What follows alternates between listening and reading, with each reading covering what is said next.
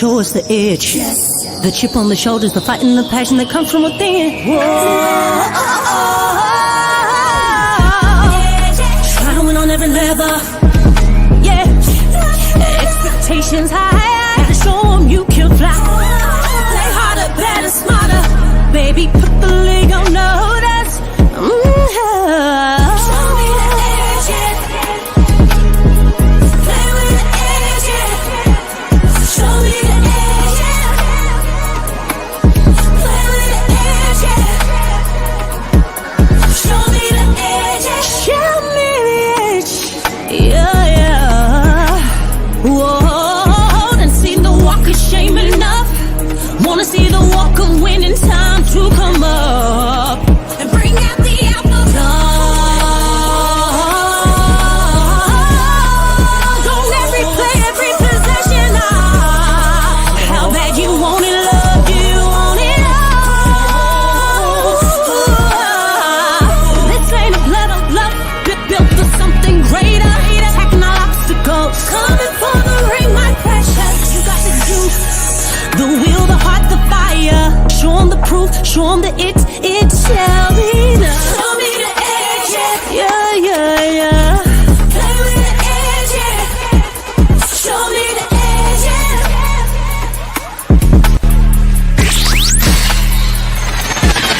You're listening to the Pelicans Postgame Report on the PRO Media Network for all things Pelicans.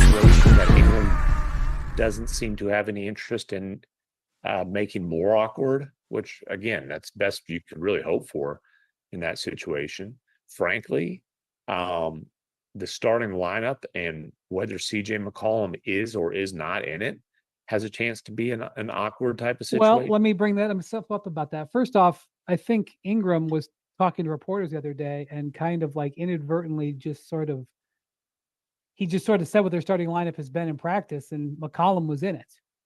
And that's been one of the things that's kind of leaked out, is that in their workouts. Now, we have had 3 days of practice here. I'm not trying to say that it's been decided, but they've basically been going with Trey Murphy coming off the bench and McCollum in the lineup, which is a very small suspect. You know, DeJounte Murray and McCollum basically starting together.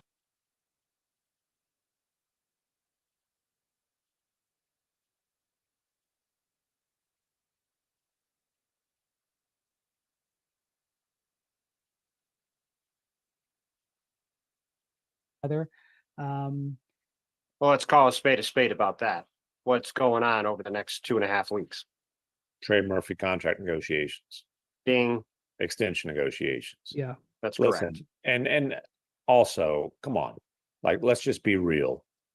Trey Murphy is a part of the Pelicans' long-term future. Right.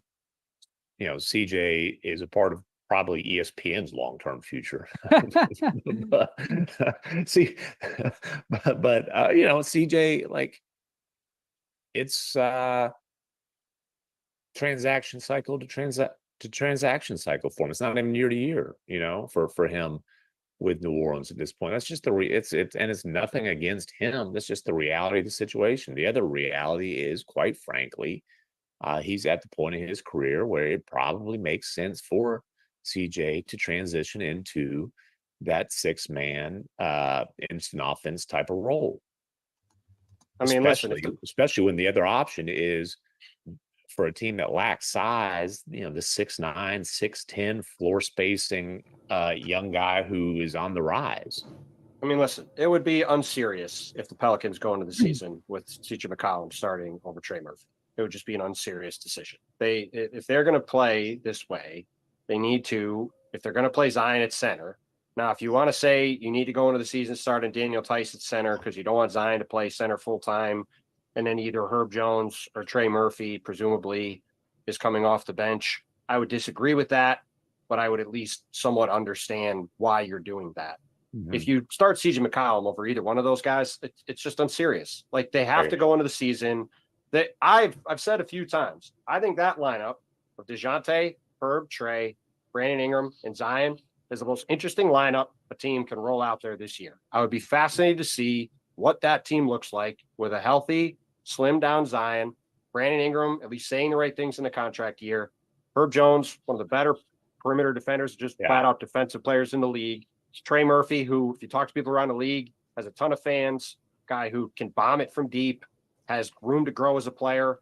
And then DeJounte Murray is an interesting player who's in a different situation now and seems very excited to be with the Pelicans. That's a group that I want to see play and see what they can do. If they are not running out there with that group, it's just hard to look at them and think that they're got a chance to be a real factor in the West. Whereas if that 5-man unit could turn into something, maybe they do have a chance to be a factor in the West. But it's got to be having their best 5 players on the court, not messing around with this other stuff that just isn't getting them where they want to go. Yeah, and if you're making lineup decisions based on appeasing a vet, that's a tough way to go about business when you are trying to, they've kind of steadily ticked up, but they haven't ticked out of the playoff spot, or I'm sorry, the play-in scenario. They're trying to elevate into a guaranteed playoff berth, and you don't have time, and you can't afford to be doing things you don't want to do to massage. Let's just be honest, to massage an ego. And listen, CJ has every right to have a ton of pride. He's had a great career. He's been a starter. I'd have to go back to see when the last time he came off the bench, if ever. I don't know if he ever came off the bench. Well, by the way, him coming, you said it before, him coming off the bench is the best thing for him. It's a really good role for him to come off the bench with that team, to run the offense when DeJounte isn't on the court, to space the floor when you have any of those guys come off. CJ's still a great shooter. He can still run the point. He's a great vet to have around. He's a very useful player still, but you can't be having him play over Herb Jones or Trey Murphy in the critical moments of the game. This is the time to transition to that kind of role. And if he could do that for another 6-7 years if he wants. Well, and the other thing here is they took not a all-in type of swing, but a pretty big swing on the DeJounte Murray deal, right? And if you're going to make a major move like that, you have to put that player in the best position to succeed. And I would say one of the things that was funky about the fit with DeJounte Murray and Trae Young is DeJounte Murray is a very good defender on point guards, but defending bigger wings and all that stuff is not his forte. He's no longer a defensive asset if he's having to defend, these bigger wings. So I think you want to stagger those guys' minutes as much as possible. All right, Fall Things Pelicans. You're now tuned into the Pelican Postgame Report. Much love to the fam. Appreciate y'all being in the stream. Please feel free to hit the like button, hit the share button. If you're not a sub, please feel free to subscribe, man. PPR, we in here representing the Flocking Nation stand up. We started the broadcast off with the Hoop Collective. That's Wendy, Bond Temps, and McMahon talking about some of the stuff that we talked about here on PPR months ago when all this stuff was twisted and turning. We talked about the CJ McCollum being included in the 5, and more than I don't think it's to kind of coax his ego. I think it's more so it's very expensive. The guy makes 33 and a third, $30 million. He's one of the $30 million players that we have. Mm-hmm. And for whatever reason, the Pelican Brain Trust want to include him in the 5. And I agree with what Tim was saying about, Bond Temps was saying about having your best 5 on the floor. Would be intriguing to have that 5 lineup. And also I'm going to play the skit from Willie talking about the positionless basketball in the 5 of having Zion there when they have a centerless situation, having him there operating at the 5. And just to say this before, many of the family members said they're not comfortable with Zion playing the 5 because of certain fragility issues that he exhibited before. So shout out to you guys. Appreciate you being here. I'm Big Q. We got Lex in the building as well. DC will join later on, but Lex, you heard with Bond Temps, McMahon, and Wendy, one of our favorite reporters that we like to pick at every now and then. And we said, shout out to Wendy. But what do you think about some of the commentaries? We talked about this months ago. What do you think about what they're saying? Probably a week ago, Big Q. You ain't never lying. I mean, I agree that Trey Murphy is in the foreseeable future. And I think we have to ask ourselves, at what point in time are we trying to invest in him? Invest in getting him more playing time. He's already stated he feels like he's a starter. He feels like in the league. He said that first. He can go anywhere on another team and he can start. Okay. So the thing is that he's aware of, I feel like, his whole situation. You know what I'm saying? And I hope the Pelicans, heard that, because it's like, hey, if I'm a part of the foreseeable future for this organization, at some point in time, you all need to kind of start prioritizing me, because I kind of feel like the whole situation is kind of on the back burner. And he says that it's cool, it's fine. I heard all that part, but it's like, hey man, things can change like in less than 60 seconds. You know what I'm saying? So, I mean, he's saying that like now, but things can change, especially if, something just takes a wrong turn somewhere down the line. But, I mean, I don't think it would be a bad idea for CJ to come off the bench. I think, like you were alluding to, Big Q, 33 mil is a lot. And so when you're talking about, because there's a business part of this, there's Yes, a business indeed. part. And it's like, yeah, I'd like him to come off the bench, but at the same time, I wouldn't want to pay that type money to someone coming off the bench, which leads to CJ, you got to go. You know what I'm saying? I mean, for real, like, because he's not in the foreseeable future anyway. But I mean, you see how it has a ripple effect, because he's not. Let's be real, man. CJ ain't gonna volunteer to take no daggone pay cut. He ain't giving up no money. He even said, man, look, I don't mind playing the 6th man, but I'm not gonna volunteer. He said that. I think that was day 2 training camp. I do believe either day 2 or day 3. He actually said that. He did. Just like that. Okay. He's not trying to volunteer, people. So the thing is that this is the situation, because look, we got to ask ourselves another question. What are the Pelicans trying to do? Are we trying to, like what dude said, massage an ego, or are the Pelicans trying to win? Are we trying to win? Are we really locked in on winning? We know that there's the business part of it, but are we locked on as far as on winning? And it's like, what's going to be the best situation for this team to win? Like, these are the questions that we have to think about. You know what I'm saying? I mean, we really got to think about that. As far as them, like, I want to squash this. We need to stop talking about Zion in that 5. I want him to get so far, his name to get so far away from that number. It's not even funny. Because the thing is, and I've been asking this question for weeks. Hold on, Lex. Hold on. You want him to get away from talking about the 5? Hold on, just before you say that, let me play Willie. I want you to reply to what Willie says about that. Yeah, because I know. Okay. Boy, you get there. But hold on, Michael.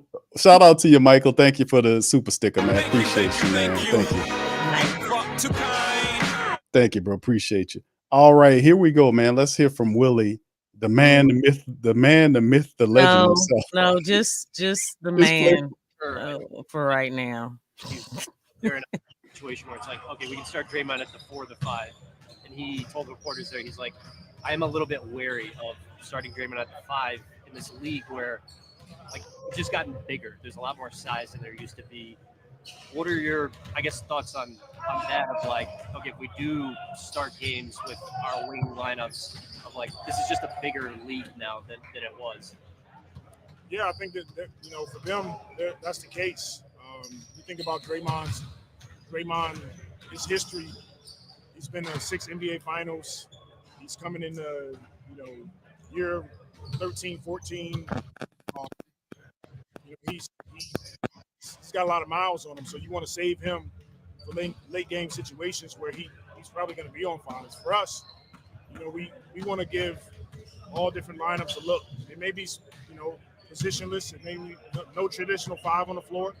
There's times that it could be a 5 depending on matchups from there. So we're kind of new to it, but at the same time, I think it could be beneficial if we get really good at it. And if that's what you guys do at an opening night, like who guards Vucevic? We'll see. Right. All right, Lex. That's Willie.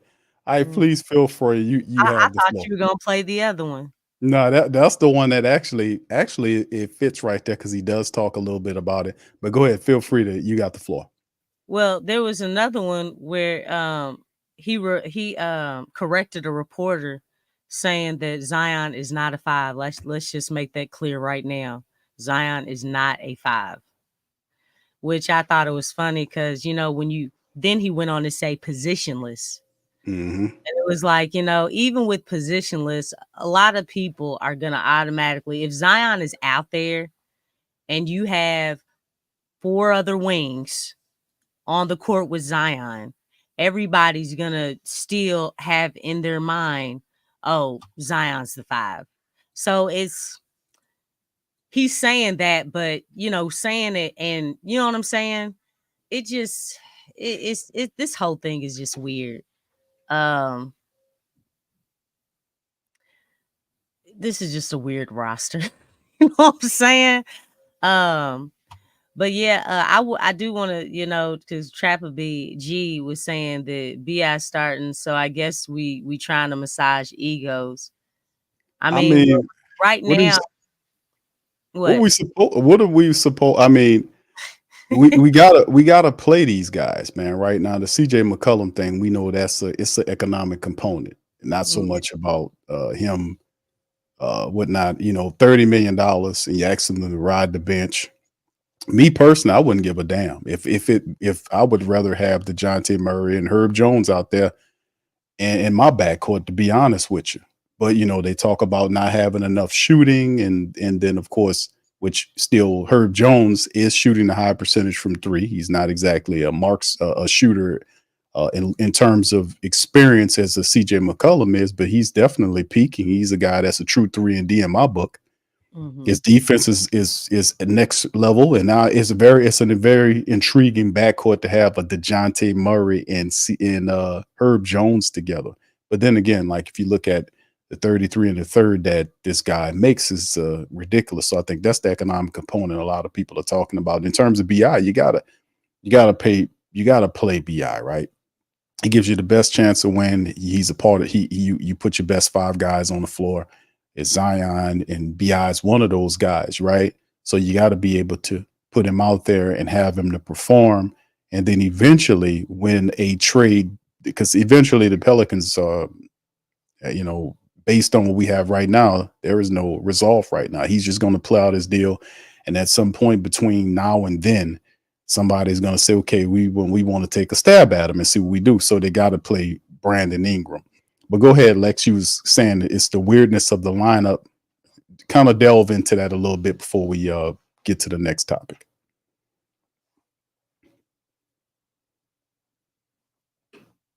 You're muted, Lex.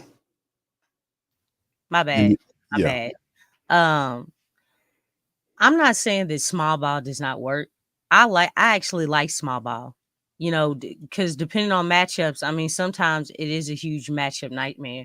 Mm-hmm. The thing that I have about small ball is the playoff picture. Because the thing is in the playoffs, see, in regular season, you're playing a different team every other night. Sometimes you will play a team 2 times in a row, but there's a day in between and all that stuff. But my thing is when playoffs come, what is that small ball going to look like against a playoff team? Because I say this all the time, and we've heard this from a lot of people, from a lot of ex-players, Hall of Famers, analysts. The playoffs is a different breed. It's not Indeed. regular season. Right. That team is able to focus on everything. Oh, okay, so we know this team is gonna go small. Hey man, we are going to pound the living snot out of this ball down low. We are going to feed that ball in the post. You know what I'm saying? And the thing is, if you have the right front court to give that collective attack, it's going to create problems. You know what I'm saying? Because then look, you have foul trouble. You know what I'm saying? Come on. The Pelicans are going up against other professional teams. It's not like you're not going up against, especially the coaching. You're going up against other coaches that are masterminds. You know what I'm saying? Who know how to coach and to maneuver with that. Just like how they did with CJ McCollum. What did the OKC do? They hunted CJ. They did. They hunted the mismatch. Okay? Like, and this is if CJ even starts. Now, CJ against the second units, oh my gosh, he would kill. He could go ham. Now, I wouldn't have him at the point. I would have Jose and him playing off Jose so that he is playing off of the point guard. You see what I'm saying? Because he'll disrupt everything. He'll do what he doing last year. He'll just get ball hoggish. Start jacking up threes. Yeah, you still got to keep him off ball where you starting him off the bench. Freedom to do that. Mm-hmm. He'll have that type of freedom. And that's the great thing about being in that second unit. He may not want to do that. And I get it, because once you go into that second unit, it almost kind of solidifies, okay, the view of you changes. And so from then on, that's how you're looked at around the league. It's almost like you can't even get back to that starting lineup if he is traded somewhere else and so forth. You know what I'm saying? Wade, whatever. You know what I'm saying? But I mean, he would actually thrive. But look at Boston. If you look at all of their starting five, all their starting five, they shoot threes. All of them can go inside. All of them have a mid-range. You see where I'm getting at? Like, all of them are a huge threat. And for the most part, obviously, Derek White and Drew Holiday are their defensive juggernauts. Okay? But everybody is pretty solid. You know what I'm saying? Like, it's hard to pinpoint their weakness because everybody out there is such a threat. With the Pelicans, it's not quite like that. You know what I'm saying? Like, there's obviously you have Zion. He doesn't shoot outside, but he's very dominant on the inside, which kind of makes up for that. And by him saying that he plans on shooting more in the mid-range, which is really good. You know what I'm saying? That'll actually open up his game even more and open up a whole lot for everybody else, because they're going to have to pick and choose their poison. But with CJ, he's a liability on defense. Other teams know this. Yeah. Other teams know it. With DeJounte Murray, one thing that they pointed out when he was at the Hawks, DeJounte Murray's defense really thrives against the point guards. If you look at DeJounte Murray, he's not like big like that. You know what I'm saying? So when you have him on a wing, especially if that wing is big, Murray's going to struggle. You know what I'm saying? His edge, his main edge is against the point guards. So there's a lot of different things when you start dissecting the team and getting into, like, okay, each person's, their strengths and their weaknesses. It really opens the door to, like, okay, hey, we see a crack in the armor. Let's attack here. Let's exploit this right here.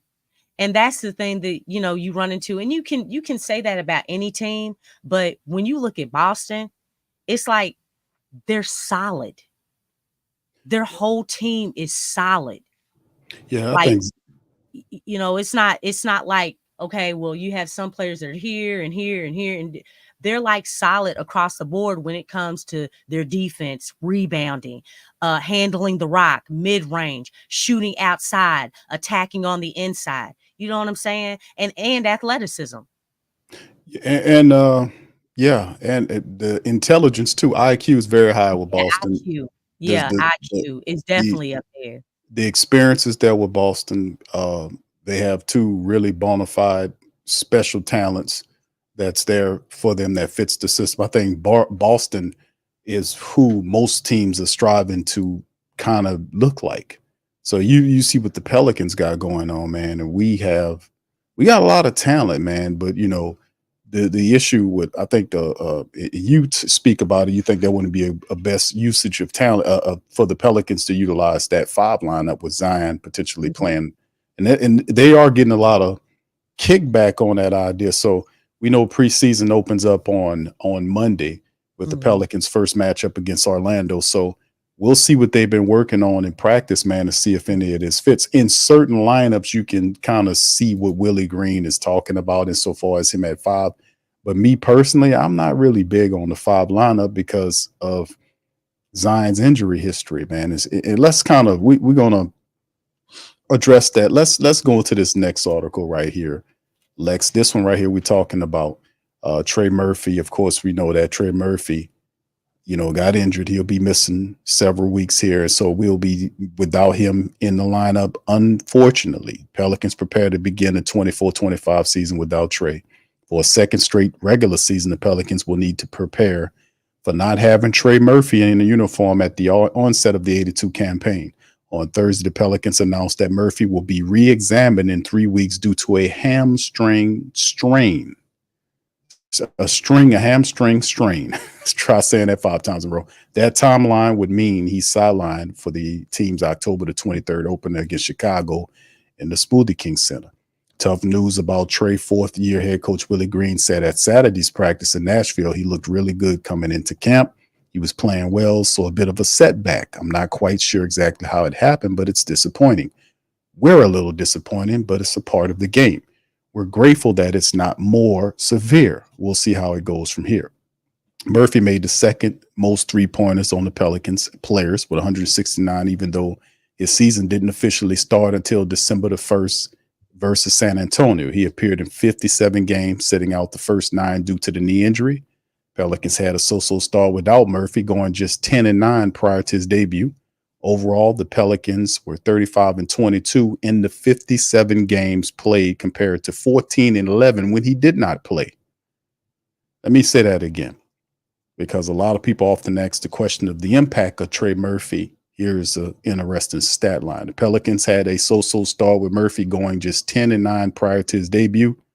Overall, New Orleans was 35-22 in the 57 games played compared to 14-11 when he did not play.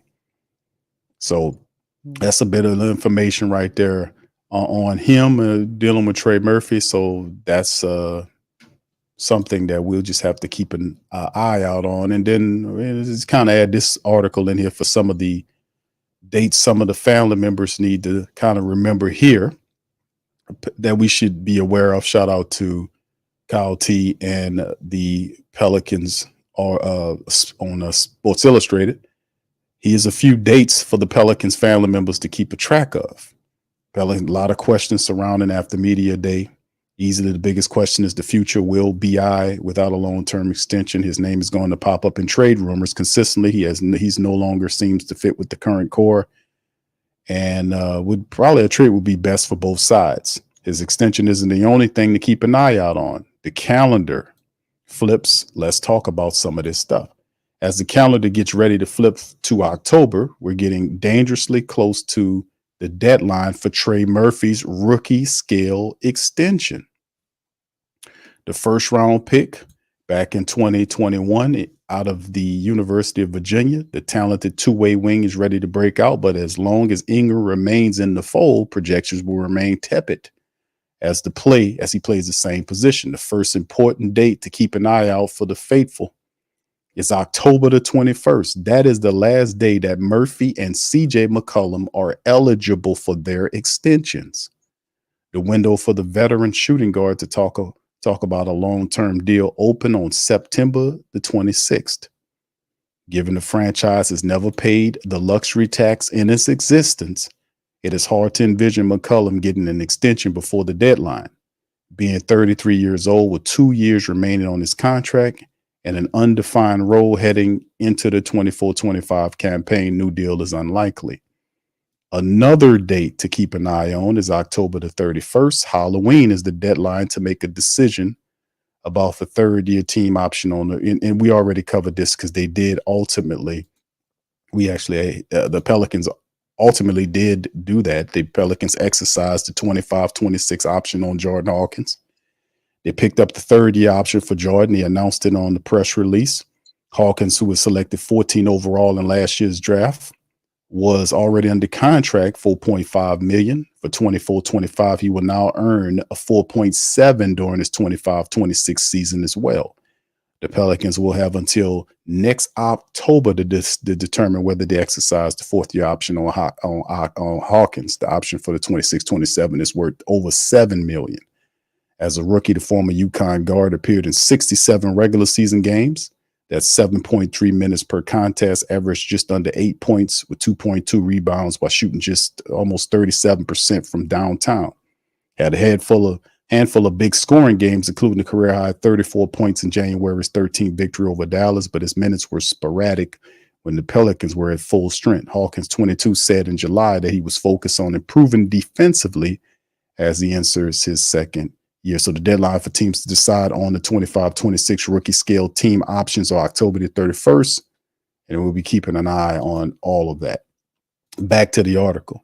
The first round pick, and we talked about this as well, and we'll see what happens there. We'll see the Pelicans on the court for the first time on preseason October the 7th when they face off with the Magic for their only home game of the preseason.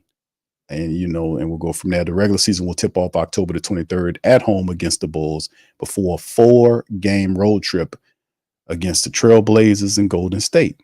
So that's a few of the dates to be aware of. And we were able to kind of go through that and go through the contract aspect and with Trey Murphy out, Lex. Trey Murphy is out, who is a lot of people think that it should be Hawkins will get an opportunity to step in and show what he can do. We are big supporters of Jayhawk. What say you? Oh yeah, most definitely. I mean, he's here. I mean, he has something that we need, and that's shooting. When you're talking about having such a juggernaut talent in Zion Williamson, you got to have shooting around that. That's why the synergy and the chemistry that Trey brings, and you saw that in the stats, that Trey Murphy, his presence is vital. Now, obviously, Jordan Hawkins is not 6'9", 6'10", and Trey Murphy, but from what he's been doing in training camp, the dude's been making a whole lot of noise. So, and really after I think after day 3, that's when they came to him, to exercise that player option. So, I mean, obviously he's been showing up and showing out in training camp, which is what we love to hear. But definitely, I think I like to think that he would have, a chance in that role. I don't know if he would be directly off the bench. That still may be Jose.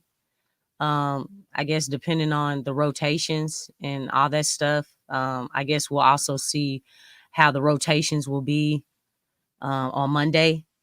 But yeah, I think with what he's been doing in training camp, I think he's earned the trust of Willie to get out there and really do his thing. I mean, he's put emphasis on his defense, but another thing, like he's really emphasized, a whole lot more with his shooting to really get his shot off. So, and I think one thing that Matt Ryan said in his interview is that they emphasized the first day of training camp. They emphasized shooting 43s.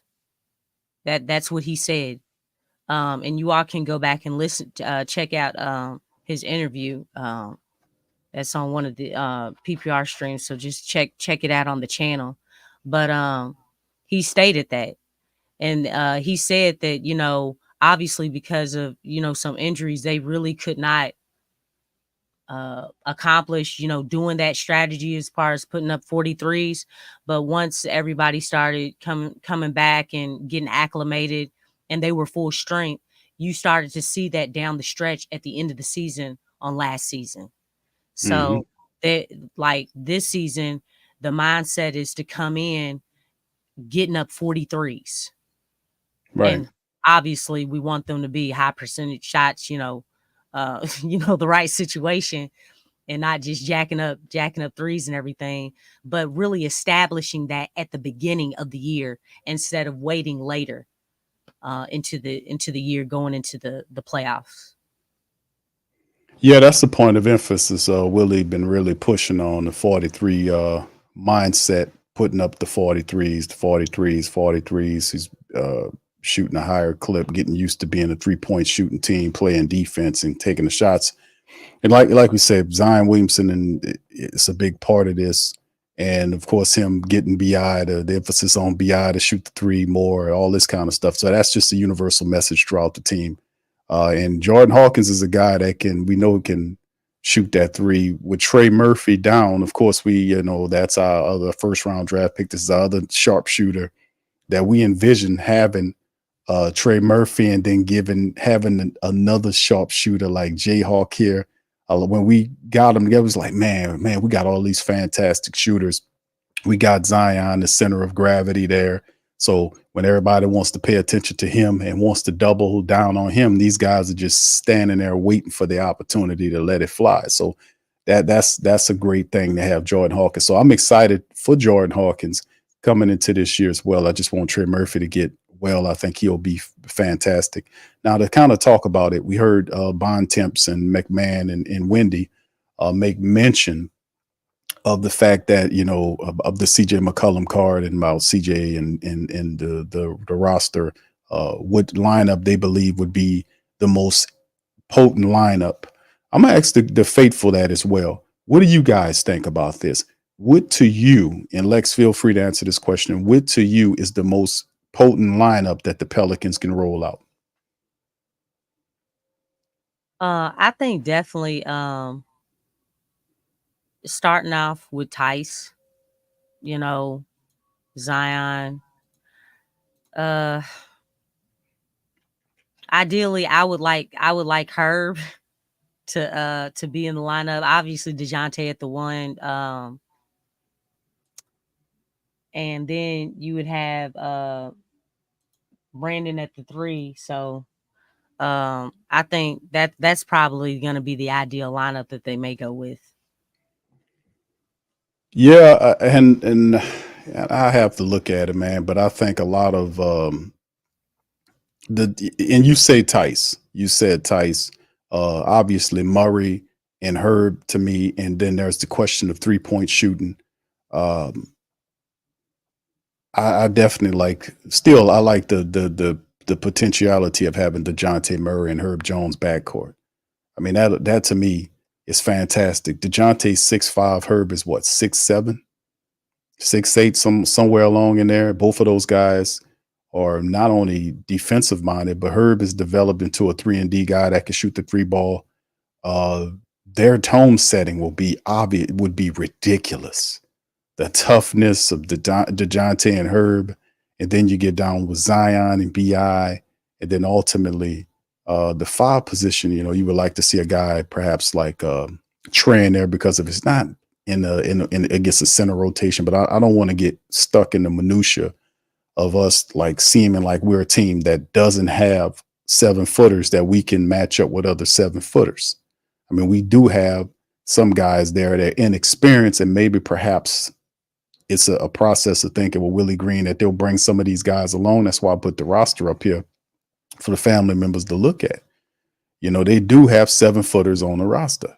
Some of these guys are inexperienced, and you got Daniel Tice, who is 6'8", there, but and he's not the fastest guy. But Daniel Tice could help, like in those smaller lineups. He's tough. He wouldn't be a guy you want to see against Wemby. You would probably want to roll out a bigger guy to throw at him. Hell, you might want to throw a couple of 7-footers at Wemby, to kind of slow him down or to eat up fouls, because we can do that. We can goon it out if we want to. Trey Jemison, depending on how Willie Green in the brain trust the Pelicans utilize, we do have other guys that we can kind of goon it out, so to speak. Trey Jemison is a 7-footer. Yves Misi is a 7-footer. So they're not experienced guys, but those are guys, depending on what your lineup look like, you can be able to roll these guys against 7-footers to kind of slow them down, if you will. I don't think you'll be counting on any of these guys to score a ton of baskets for you, but to play defense, shot block, and clean up the offensive glass, to get rebounds on the defensive end, is that the thought process? But Daniel Tice is the guy that can shoot the 3-ball. He can shoot the 3-ball. He's intelligent. He won't have like what Big V used to have, the Big V setting picks, and Big V, they hit him with that. This guy Tice is a very slick pick setter, very slick, knows how to roll, is a good passer of the ball. And like I said, he can take a 3-point shot. He took a bunch of them last year. So it'll be interesting to see how the Pelicans roll all of this out, man. But like I said, the 5 only like position is basketball. Like Willie mentioned the Draymond thing. He talked about Golden State and the fact that how Draymond, at some aspects, played at the 5 for certain looks. Like if you have a team with a smaller lineup, maybe we can roll Zion, Adam, all this kind of stuff, and it's potentiality.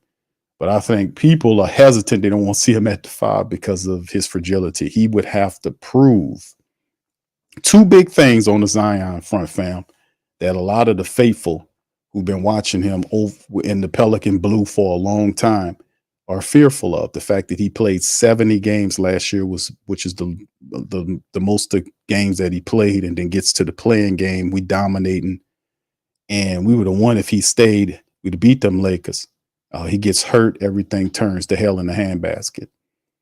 Getting Zion to play a full season and being available for the play-ins, for the playoffs rather, would be big.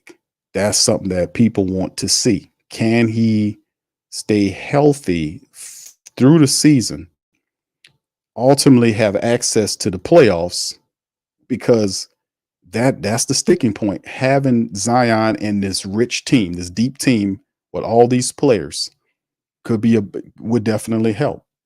So that's the thinking on. I think Daniel Tice ain't a bad pick, idea, Lex, to be honest with you. But what's the family think about it? What do y'all guys? Y'all throw out y'all 5 that y'all think will be the best 5 for the Pelicans. Throw it in the chat. I'll highlight you guys, man. I'll highlight what you say. But yeah, Lex, let's keep it pushing on that. Yeah, the CJ McCollum thing is also something that's been prevalent about him taking more of a position. But me personally, I agree. I think CJ McCollum should come off the bench. I don't have the reservations about Herb Jones being there's not going to be enough 3-point shooting Q with DeJounte Murray and CJ. I've heard that. I disagree with that. I think that Herb Jones is a 3-and-D. I think you'll get 3-point shooting from Herb Jones. They won't. Willie wants Brandon Ingram to take more of the 3. So that's the focus. That's the point that I want to see. And of course, it empowers the bench too, because having CJ to play off bench, off ball with Jose Alvarado there, and whoever else they're bringing off the bench should be a big help for our bench, and keep that scoring coming off the bench too. Plus, he'll be playing against non-starters rather, off the bench, which should be easier for a guy like CJ McCollum, right? What are your thoughts on that? I want to say this before that, that's one thing about Trey Murphy's injury. Hold on, Lex. Let me give you the flow. Here you go. What? What you do not have to do all that, man. Come on, man.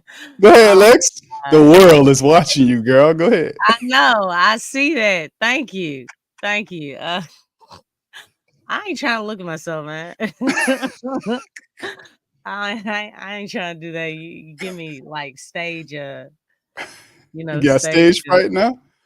Come on No, now. not Well, look. talk about it. Hey, Come on. if I'm on the basketball court, you know what I'm saying? Like, it's different. I ain't stage fright, Oh, but you got a shutter stage. Okay, there you go. yeah, you just kind of bam, you know what I'm saying? Just like put me on blast there. I hope a lot of y'all didn't see that, man. Look, I should have just went like this. You know what I'm saying? Shoot, that's too close. That's too close. You're getting a little bit too close. I hope I looked all right. You know what I'm saying? 'Cause, I know y'all look. I hope it wasn't one of those situations. Like she look good, girl. Cut it out. Like You good. You good. somebody looking at you all close up, from a distance, and then you get close up on them, be like, oh wow. You know what I'm saying? So, Yeah, John, look what Johnny said. Johnny says, looking good. Closer view. There you go. There you go. Well, all y'all know what I look like, okay? That's what I look like. But anyway, man, why you do that? I just lost my Lex, train of thought. look what the people saying. They say, hey, you are beautiful, Lex. Come on now. Well, thank you. I appreciate that. That's right. What was I saying? Oh, one cool thing about Trey is that he kind of made it easier for for the starting position now, because now it's down to 6. You know what I'm saying? I hate to say that, but it's like, good. All right. Trey's gonna be out for a while, and then he's gonna ramp out. That basically solidified, dog, you ain't getting no starting position. You know what I'm saying? Because once they give out the starting positions, you know what I'm saying? Hey man, you coming off the bench, you got hurt. You know what I'm saying? I mean, he would actually have to really be doing some next level stuff in order for them to make a lineup change down the road. You know what I'm saying? Because you got to understand, they're reevaluating him in 3 weeks. So Right. that doesn't mean that he's going to be He's playing. gonna be ready in 3 weeks. Right. Exactly. Yeah. And then you got to think his conditioning. He's got to, run some suicides. You know what I'm saying? Get up and down the court, get a feel, make sure that it's all the way 100. So you might be even looking at a month. You know what I'm saying? Because, I mean, the season's starting and everything. But the last thing that you want to do when it comes to a hamstring injury, you don't want to re-aggravate that bad boy. Oh my gosh. You do not want to re-aggravate a hamstring. So, but yeah, basically he made the process easier to pick out the starters, because now it's down to 6 instead of 7. So I guess a lot, somebody needs to be thanking Trey. You know what I'm saying? Like, thanks, man. Appreciate you, dog. You know what I'm saying? I know that's a horrible way to look at it. But you know how it is, man. Even though they a team, you're still kind of competing. You know what I'm saying? You competing for minutes. I mean, Matt Ryan just talked about that. Like, the bench players, they know they're not going to be starting. And he said, hey man, we're going to be competing for playing time. You know what I'm saying? So that's what a lot of the bench players are doing right now. So it's kind of for everybody not named Zion and DeJounte, that's how it is. That's how you're competing for that starting position right now. So, Yeah, that's a big part of it too. We talk about the fact that we looking at who will be the top 5, but man, listen, also, what's the 5 without a competent bench? It depended on what it looks like, who's going to be the bench guy. We know Jose Alvarado. We already heard what BI said in terms of talking about the CJ McCollum being added in the top 5. So whether it's CJ McCollum, and we'll see what the lineup looks like on Monday when they roll it out. But still in all, whether it's like I said, I'd like to see Herb and DeJounte Murray, obviously, because I think they're a perfect match right there. I think people are really, for people who's saying that that's not enough 3-point shooting right there, I would have to disagree, because Herb Jones to me is a real 3D. I think he's transformed his game into a 3-and-D a player. He would fit really well next to DeJounte Murray. Their mentalities would fit, and I think that would just be a tough ass backcourt that you won't be able to push around. You got 6'5" DeJounte, you got a 6'7" Herb. Both of those guys are defensive centric with offensive games to them. They will give backcourts hell night after night. You're not pushing those guys around. And of course, you have CJ and Jose coming off the bench. You have the tough mentality of Jose Alvarado. He got his money, so he's feeling real good. CJ's 3-point shooting off of him. And then whoever else you got coming off the bench to match up. And I'm not certain who that's going to be. We know Trey Murphy would be a member of the bench team. With him being out, that also presents Jordan Hawkins an opportunity. We talked about that. But Jeremiah Robinson Earl is another guy who is like a Larry Nance light type of player that we often talk about. Who's the center, Lex? Is Yves the first guy off the bench? If it's not named Daniel Tice, will the Pelicans get Yves Misi going in there? Will he be a guy? Is it Karlo Mekovic? So there we'll see in another couple of players that would be interesting to see who fits where is Javonte Green and Matt Ryan. So those are other guys too who could be fighting for those minutes as well. And Javonte Green's game is actually a pretty solid game and a very versatile player. So let's kind of delve into the bench. Lex, what you think about that? You know what? I do have a question before I go into that. Okay. Who's been doing better in training camp, Yves Misi or Makovich? I've heard some positive stuff about Karlo Mekovic. I've seen some film on Yves, but I don't know. I don't know who's been doing better, so to speak. It seems like it may be between Makovich and Yves Misi, but because he's been doing well but I don't know. I mean, I still feel like he needs more reps, but it's kind of hard to say. You know what I'm saying? With all three of those guys. Hold on, Lex. We got a pale hater in the building. It's Big Sean. It won't matter. What's going on, Big Sean? How you doing, man? Sean, shout out to you, brother. Appreciate you being on PPR. This is the Pelican stream, not the San Antonio Spurs stream. We do have something for Tasha and Sean every time they pop up. We like to put their coach Greg Popovich on screen. This is a picture of Greg Popovich trying to come up with a plan to stop Zion Williamson. Here we go. There you go. That's Greg Popovich trying to figure out a way to stop Zion Williamson. Shout out to the Spurs. I feel you, Big Q, but let me tell you something. Look, I still like Greg Popovich and I like Christopher Lloyd. So you know what I'm saying? I like me. They're the same damn person. What you talking about, Lex? That's the same damn person, man. Still, look. Any day. Okay, you know what I'm saying? Any day. You know what I'm saying? Shoot.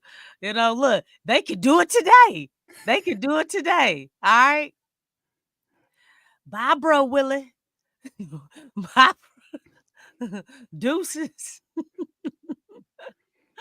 But see, that's a part of the game, man. That's what I'm saying. It gets to a point like right now, it's a lot of talent. We've seen, how would BI react, such and such. We've seen the press conferences. We've seen how they're behaving in camp. I don't think it's a negative environment. I think it's a positive environment. I think everybody's professional. They're all moving on the same accord. We have to absorb the Trey Murphy injury. We got Jordan Hawkins that'll give him an opportunity to step in, perhaps to give another one of these other players opportunity to step up and see what they can do, because there are players on the team that we want to see who can fill out the back of this active roster. So there are quite a few people here, regardless of who they put in. The Pelicans still have a dangerous squad. We just got a bunch of bigs that we are unproven, except for Daniel Tice, and I think that's the big sentiment. But go ahead, Lex, what you was gonna say on that? Oh, as far as with the bench and everything. Yeah, here come Tasha. Uh-oh. All right. What's going on, Mother Tasha? She says, see, man, I was watching the Dodgers play. I didn't even do anything. You called her. I agree. Oh, you agree with Big Sean? Of course you do. Look, You called her up. Big Sean just looked across the room, be like, "Hey, Sean, I don't insult my coach. I know don't know what what you talking about, brother. be like, he talking crazy about you, back." Yeah, he right over there. He's sitting. No, he's sitting right next to her. You see what Q did? You see what he did? I'm not insulting your coach, brother. I just put a Goodness. picture of him up here trying to game plan for the Pelicans, man. And you think that's an insult? This is his picture. This is Greg Nah, Popovich he's talking about trying to figure out insulting something. Willie Green. Oh He said well, we do that for him. I don't insult Willie Green. We don't insult Willie Green. There's no insults around here. I mean, Lex Yeah, be he's a good dude. You know, he just has some coaching woes.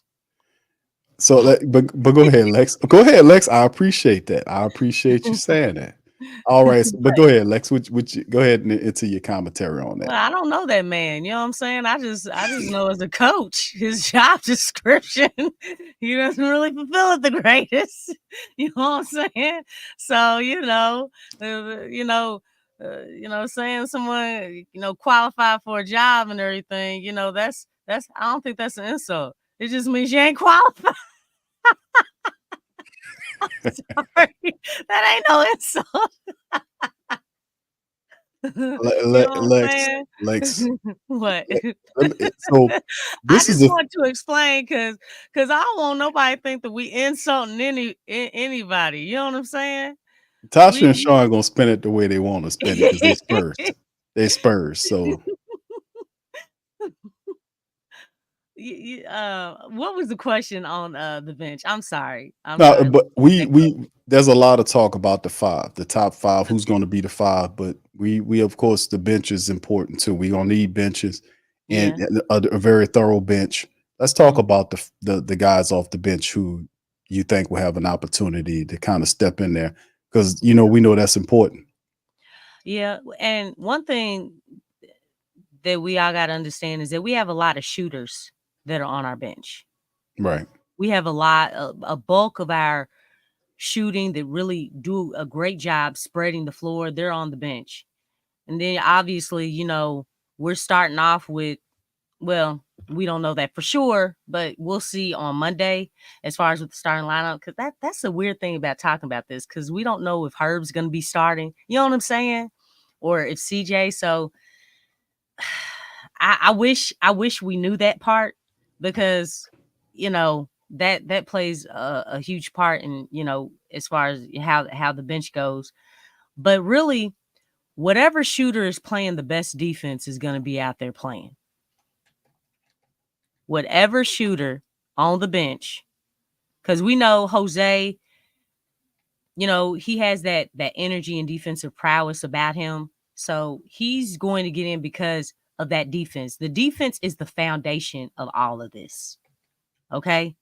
It's the total foundation of who's going to get in. And so whatever shooter, because basically the rest of the guys are shooters. Maybe not so much with Javonte. I mean, he can still shoot, but I'm saying like snipers like, Matt Ryan, Trey Murphy, Jordan Hawkins. I want to say there was somebody else. Is that it? That basically, well, really it's them three. But who's gonna play the best defense? Because if you're not playing solid defense, your man's doing you. You know what I'm saying? If that's a problem, well, I mean that's what that's what it boils down to. As far as who's gonna get the most clock. I think JRE and Javonte Green, I think they're basically that'll be a situation more so like for Zion. I can see them coming in more so for Zion. If you do have, Tice out there, Jemison or Makovich or even Yves Missi, because I'm pretty sure he is going to get into some NBA games, but I still think he'll spend more time in the G League.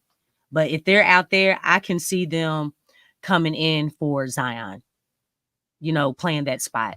Or if they do want to go small, they could, swap out into that 5 spot while, Zion is still out there at the 4. Even though I feel like he should be playing a different position, but we won't talk about that. What?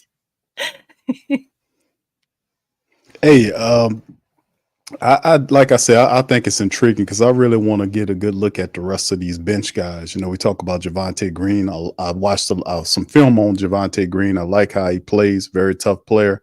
Hmm. How the Pelicans could use him. I know Jeremiah Robinson Earl is another player that a lot of people believe, DC included, that he'll be the next Larry Nance. That's his matter of fact. That's what he says. He'll believe that he'll be the backup center coming in for the team. I don't know. We'll see how it goes. But out of the, like I said, it's if you talk about the centers, obviously they made mention about Tice.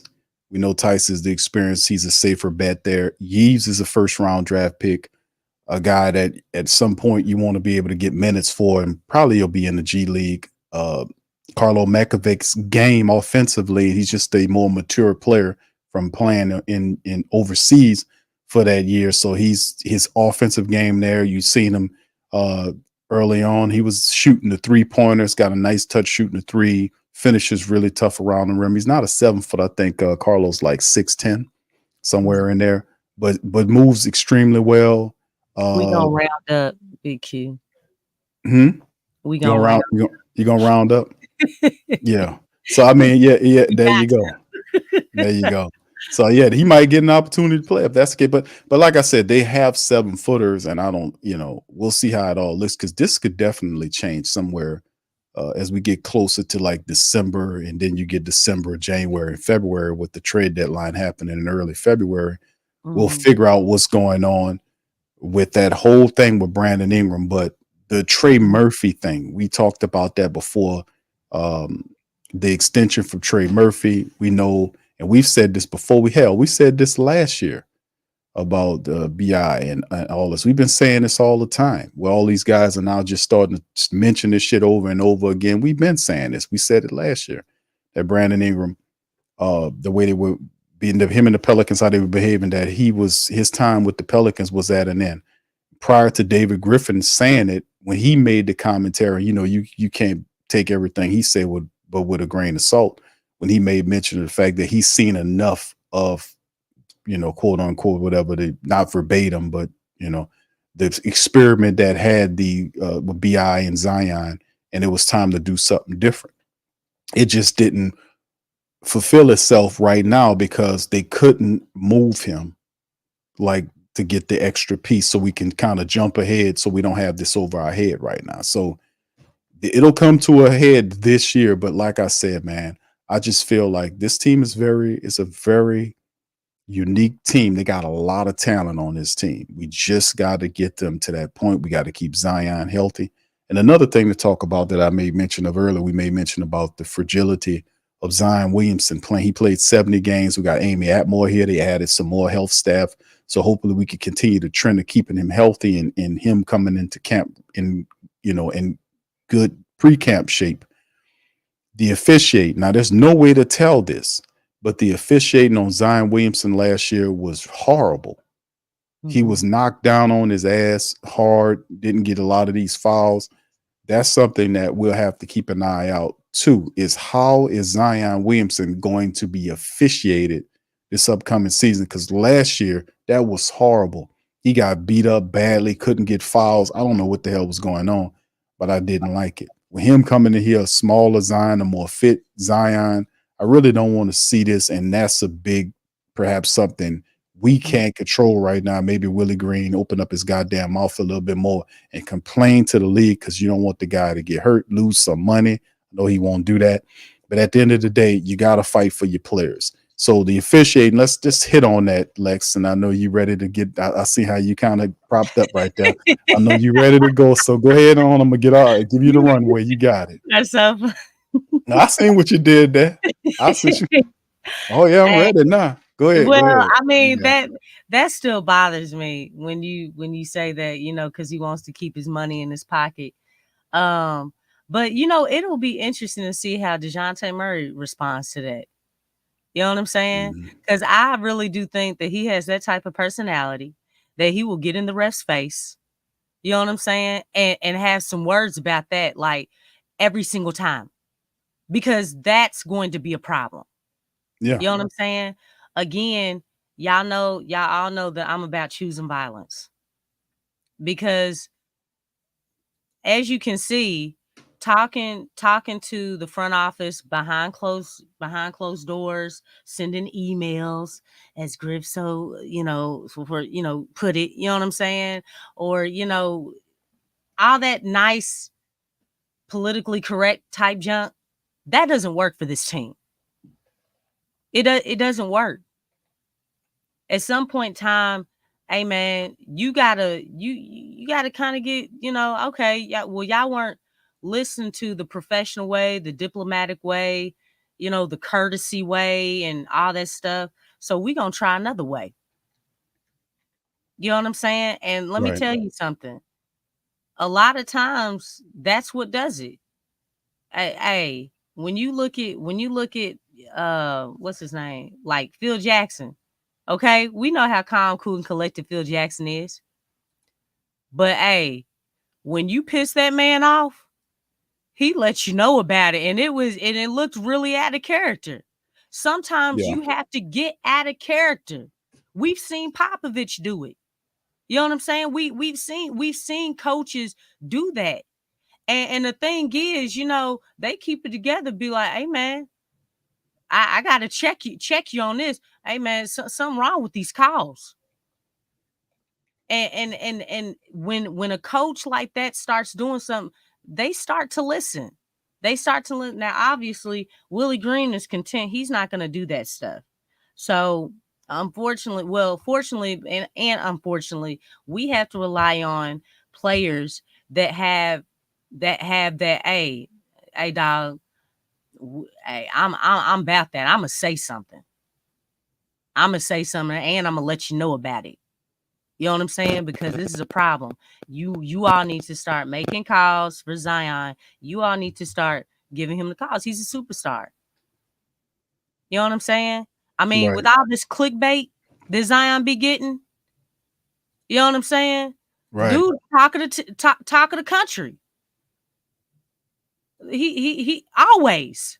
You know what I'm saying? It's like y'all can't look. He's helping so many platforms out. You know what I'm saying? Look, y'all better start making some calls for him. There's too many of y'all making money off him.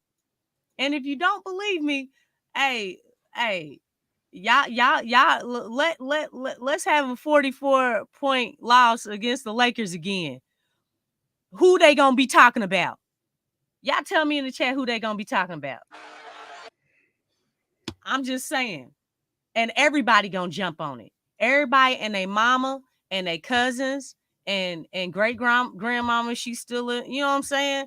Everybody's gonna be jumping on that dude. Don't even watch Pelicans games, but everybody's gonna be jumping on Zion if something like that happens again. He's gonna be the talk of the town. So it's like, hey man, give that man some calls. He making a lot of people some bread right now. You know what I'm saying?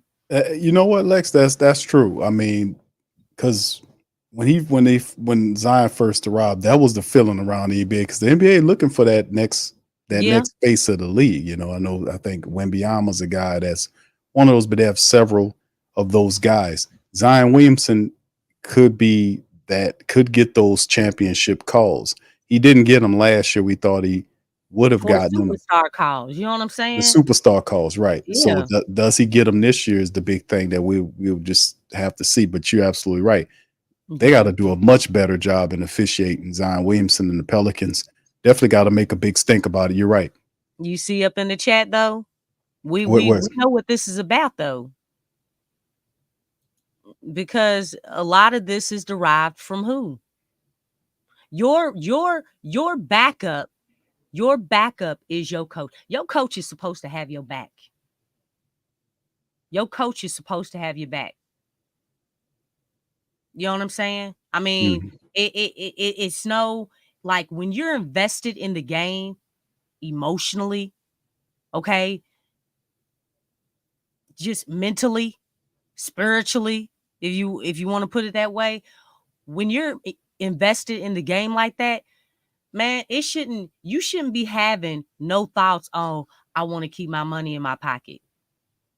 He did say that Oh, too. I don't. I just, ooh, you know, He, he I said that just, shit. I don't want to do all that. I don't want to get kicked out the game and all that other stuff. It's like, dog, then you're not, you just like you. So you have 1 foot in and 1 foot out.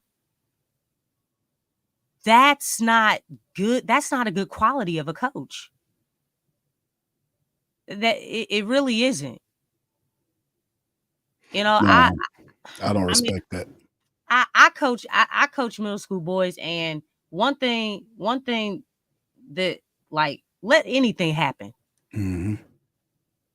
Anything happen. I look, everybody in that gym hears me. Everybody. I am going to say something. I'm gonna say something. I'm their coach. You supposed to look to coach. Hey, coach. Hey, they really like tagging me and doing all this. Be like, hey man, I got you. You know why? Because I my thing is, if I don't have my players back, how can I ask my players to play their butt off for me? You can't and they won't. You know what I'm saying? It's a trust factor. It's a relationship. I want them to play their butt off. Right. I want them to give me their all. Hey man, y'all go out there and y'all work hard. Run, get up and down that floor. Play with some energy. Play with that fire. Play with that it factor. You know what I'm saying? Like, that's what helps, think like the relationship. That's what helps both sides coincide. You have the coach there for a reason. The players go out there, they execute the game plan of the coach. You know what I'm saying? Like, everything that you're telling them and you're teaching them, they're supposed to go out there on the court and they're supposed to do it. I mean, you speaking facts, Lex, because you're right. I mean, we can't rationally and logically ask players to do something for you, and you're not really to go to bat on them. Especially if you're Willie Green, you got to go and have this conversation. You got to talk to the reps. And me personally, if I do feel like, man, if it'll bring some attention to the ill officiating of my superstar, I would rather do that and get thrown out the game in an attempt to show the players that I'm fighting for them, as opposed to you allow that to happen. He ultimately gets hurt because your inability to speak up for your players. That's not an endearing quality. And you can speak up without just getting crazy with it. I mean, obviously you got to keep your head, but it's like, it has to be in you to want to do it. It's not something that it shouldn't be, hey, a reporter has to check you. Hey man, why didn't you take up for Zion? Do you know how many reporters did that? And then the next game, he was like, look at what he's doing right now. That's what he would do. And it's like, you know what? That ain't even real to me. Because somebody on the post interview on the game before had to check you on the ref, the refs giving him hard fouls or not calling those hard fouls. Nobody should have to check you, especially a reporter. And then you have to prove, oh, well, I'm for my players. Dog, that's not real to me, because no one should ever have to check you. Why is it that every time you do this right here in this picture that you froze right here, why does somebody have to check you in order for you to do that? I think Willie had it's, and I'm not making excuses for him, but he seems like the type of dude that shit got to build up for it to get here. He's just not going to fire at the first incident. He's not going to fire out just, it just seems like it has to be a build up, like that jar builds up until it overflows. How much of a build up though? I don't know, but that's just what I'm looking at. That's what I see. Like he got it. It takes a lot for him to get, because he didn't really do this a lot. This was like one time that he did it, and this is based on many incidents occurring before he kind of overtopped his jaw, so to speak. It's a lot of build up, which I don't like that. I think he should if Zion's getting beat, I was getting really pissed and upset when I was watching the games and watching Zion get knocked on the floor. Zion getting up with his hands like, what's going on? He fouled me. That type of it's stuff. like he didn't have any backing. And that's Yeah. one thing that I can appreciate about Najee Marshall, because I feel like Najee, you know what I'm saying, and Jose, you know what I'm saying, like they would like feel a certain kind of way about that. You know what I'm saying, and say Yeah. something. Oh yeah, they'll But the fight for thing him. Yeah. is, players should do that. I'm not saying that they shouldn't, but at the Mhm. same time, like, you don't want that load to be on your players that are out there playing. You know what I'm saying? You as a coach should take, hey man, let me do this. That's what I'm here for. Okay? It's like, hey, let me let the ref know about it. You know what I'm saying? Because it's a different feel when it's coming from a coach compared to coming from a player who's out on the court or a player that's sitting on the bench. Yeah, I mean that's something that we seen last year, but like I said, I'm watching this year, and I think I want to see some of the improvements. And Willie Green talked about like improving certain aspects of his game, getting better. That's we'll just have to see how it all goes and see what some of his philosophy and the ideas how it can translate to success this year. We know with the first game coming up, it's gonna be an interesting season, but I'm very much enthused. I'm not gonna lie to you, man. I like a lot of the talent that we have, despite Trey Murphy's injury. I think we still have a deep team.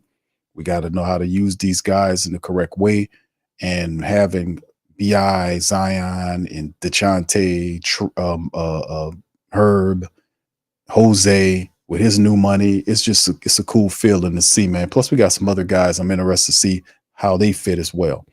Anyway, let's move. There's a few questions, Lex, before we get ready to head on out. First of all, thank all you guys for being in tonight's stream. Much love to the fam. Appreciate y'all for being in the stream. Please feel free to hit the like button, hit the subscribe button. By all means, feel free to share the show. It helps us out. BP says when we do play Wemby or Zach Edey and other 7 foot and taller, what do you think the plan will be? I mean, we'll do defensively. Thank you, BP, for that question. Okay, what you think, Lex? You got big monster centers like Wemby or Edey, which you I can promise you one thing, BP. It won't be Zion guarding the ass. I promise you that much. I promise you that much. We're gonna have to stack centers if that's the case. Hey, Go ahead, Big Lex. Q, is Willie Green on the panel right now? No. He's We not. don't need him to answer this one. We got Lex Are you and me. sure? We can. Because isn't this a question for him? You know what I'm saying? He wouldn't even answer that. He wouldn't answer that question. Yeah, we'll see. We'll see. We'll see. But That's what Willie Green said. but but the best you can do is try to put some of your, like I said, it's the center by committee approach, and it depends on what the active roster with the Pelicans do, because like I said, they got 2 7-foot centers. Well, Yves Misi, and you have Trey Jimerson, Carlos 6'10", 6'11", and then everybody else is not. So you have 3 guys that's around that size. And then to be honest with you, Edey and Wemby, those guys are just massive center prospects. I mean, these are huge guys. So we were looking at getting Edey for Wemby, but ultimately Memphis jumped ahead. They did their thing with that. But man, what can I tell you, man? That's a tough cover for anybody. Not just Edey and Triple J. You know what I'm saying? Because they both gonna be down there. Jump as high as you can. I mean, it won't be Zion. I promise you that much. I mean, Zion will be out there. He won't be guarding them big old guys, man. Okay, so I'm putting on my coach's lens and everything. So what I'm thinking is really to not allow them to get to the spots that they want to get to, especially not allowing them to go back door. Now, one thing I will say with Wemby is that he's got a great quarterback. You know, that Who, he'll be playing Castle? with. Huh? Castle? Okay. All right. Has he played an NBA game yet? I don't know who you're You talking know who I'm about. Lex. talking about. Chris Paul. Okay. We know how cold of a point guard he is. That dude, you know, He's so he cold on knows how to ice. play that position. So he will be very, very clever in finding Wemby. I'm pretty sure that they're working on that right now. But you know, let's not knock CP's gift. He knows how to get the ball to where it needs to get to, you know.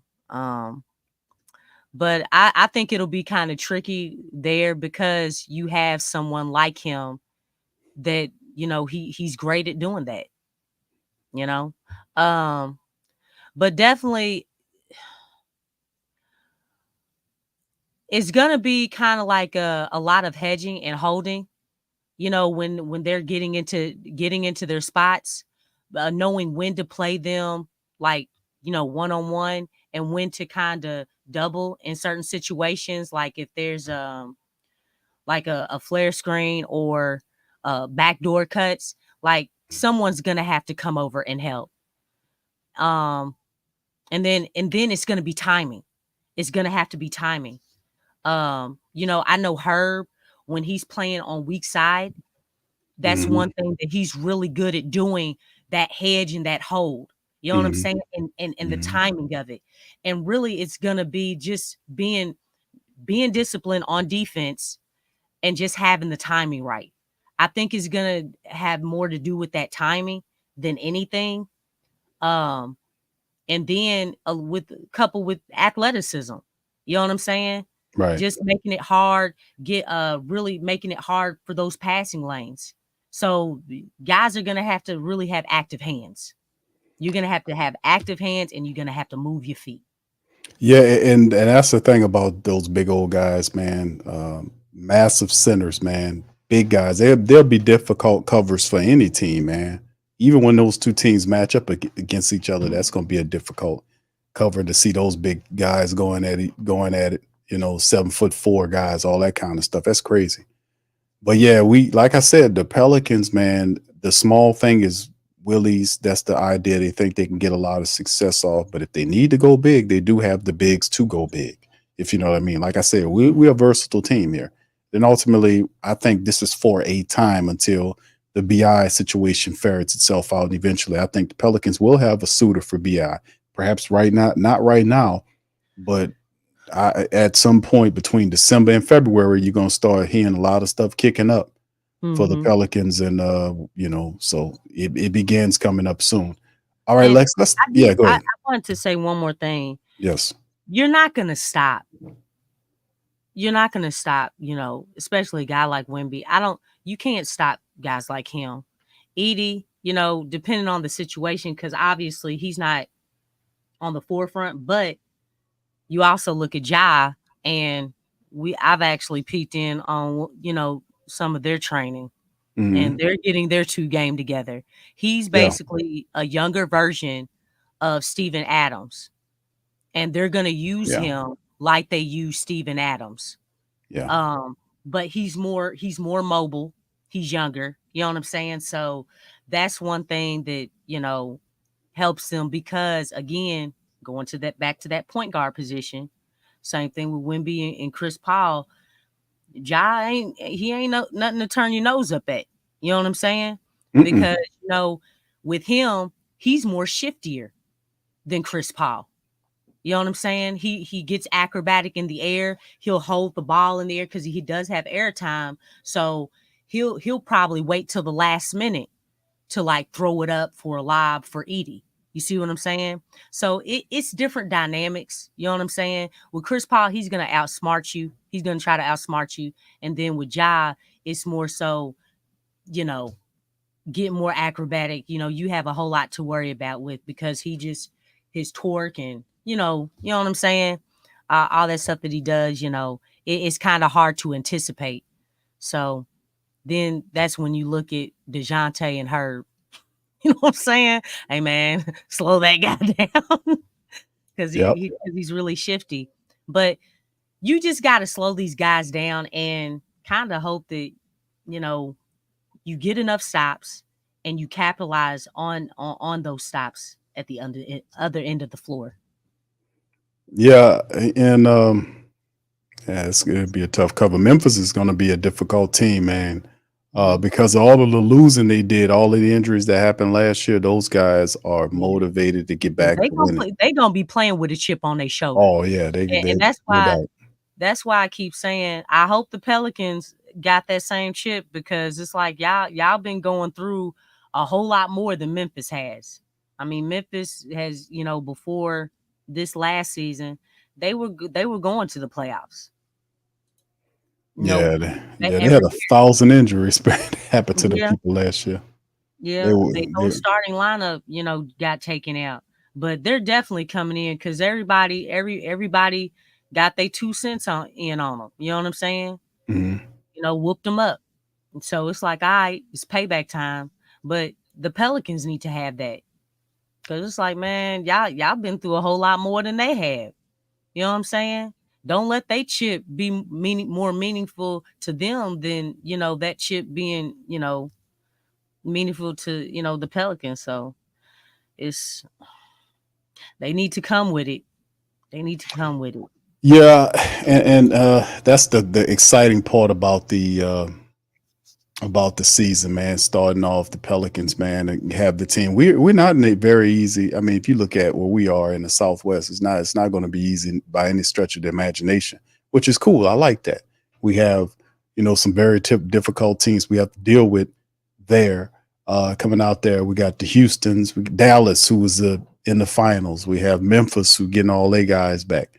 We got Houston, which should be pretty good, and we have to be able to fight these guys and get there, man. So very difficult in the Southwest Division, man, to be able to make a stand and kind of do what we got to do there, man. So, like I said, Pelicans got a good opportunity, man. Dallas, Houston, who else we got there? Dallas, Houston. I'm forgetting somebody. It doesn't matter. It don't matter. Whoever it is, it don't matter. Anyway, let's keep it pushing and moving along, man. Let's keep it moving. All right. Big ups to the fam. Appreciate y'all being here. Pelicans Nola has a question. Thank you, Pelicans Nola. Can we win an NBA championship? That is the question. So that was a good question. Shout out to Pelicans Nola. Can we win a NBA championship? Lex, you want to answer this, and I'll answer it after you do. Theoretically. What, you talking about this year? Are you talking about ever? Hey, I'm talking about, I mean, I'm only caring about this year right now. I mean, can we win a championship Well, this year? you always got to be specific in those questions. It's like you got to be specific in your prayers. Anyway,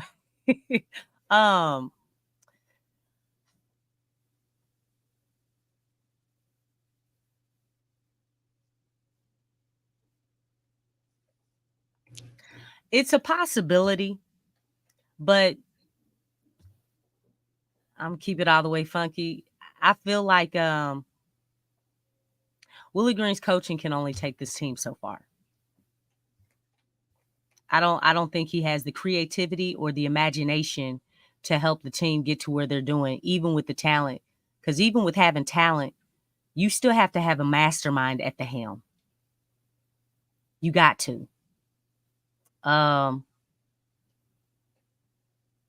only that, like, obviously the fact that they're, not having the starting center and things. And I know there's been a lot of talk about that, but that's one thing that I told you earlier, Big Q, that I was concerned about.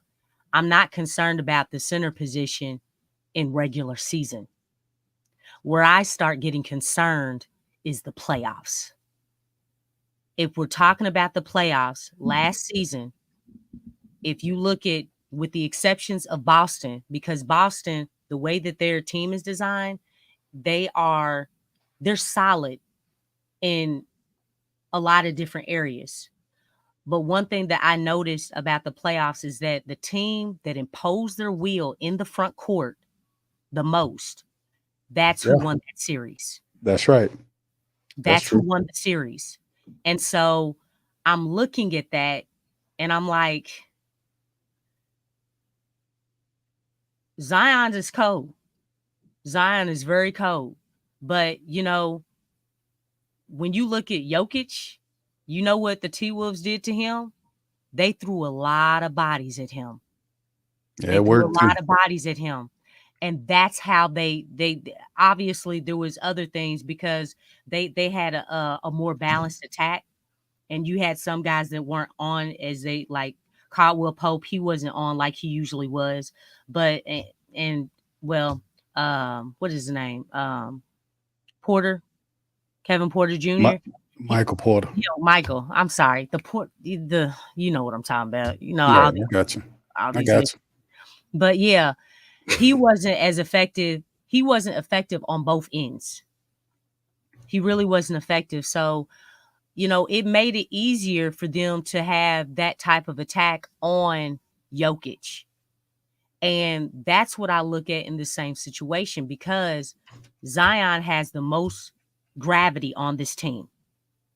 True. He's the most dominant player on this team. So the thing is that everybody knows that. So it's like, hey man, we got to make him feel us like, you know what I'm saying? Put size on him. I know that they're going to do that. They're going to put size on him. And what they're going to do, hey, give him a little bit of cushion. Give him a little bit of cushion.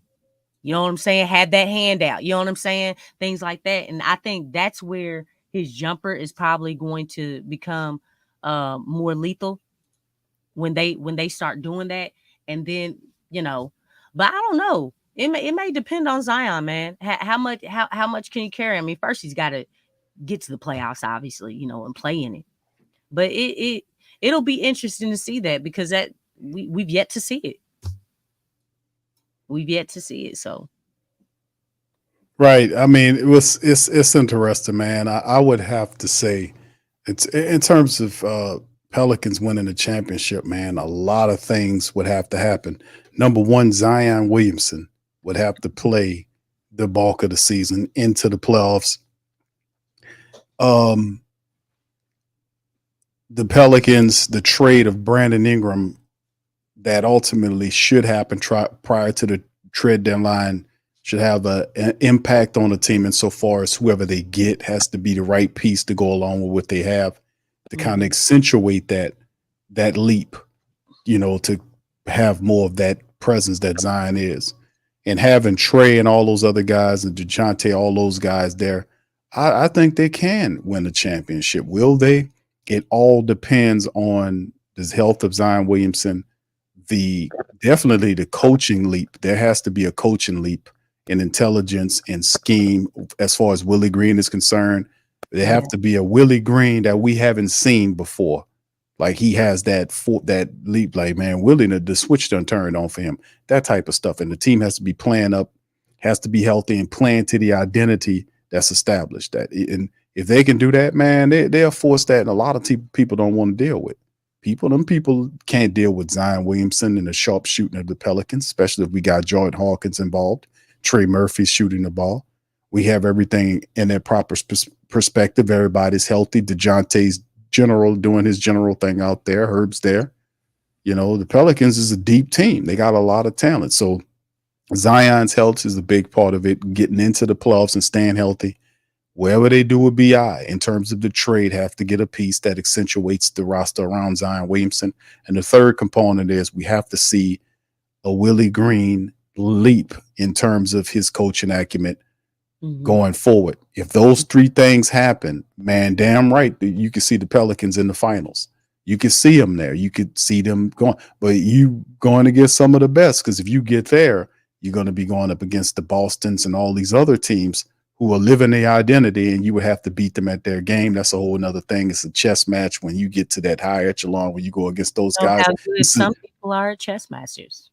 But but at the end of the day, like we've seen Willie Green's team beat other coaches that he's better than during the regular season. We all know that changes in the playoffs. When you Yeah, get to the playoffs, man, that it goes up a level. And yeah, that's also tied to an experience thing too, because you got teams that been there multiple years and haven't won it. And eventually they finally got the experience to know what it's like, and then they go forward. You know what I'm saying? Look what happened with Denver. You know, Denver was there year after year before they finally were able to take the step. I don't know if the Pelicans bogart straight into the finals like that. They have to get used to being in the playoff style environment and understand what that feels like. And like I said, it's a lot of stuff, man. But it is possible. Is it reality going to happen this year? We'll see, man. We'll see. But it's a lot of stuff you got to do. All that shit I just said, and I'm not going to repeat it. So there you go. You know what? I think it would have been more feasible to ask, can the Pelicans get out of the first round? Can they get out of the first round? Yeah, the first round, because that's what The we've been first round of the struggling. play-ins.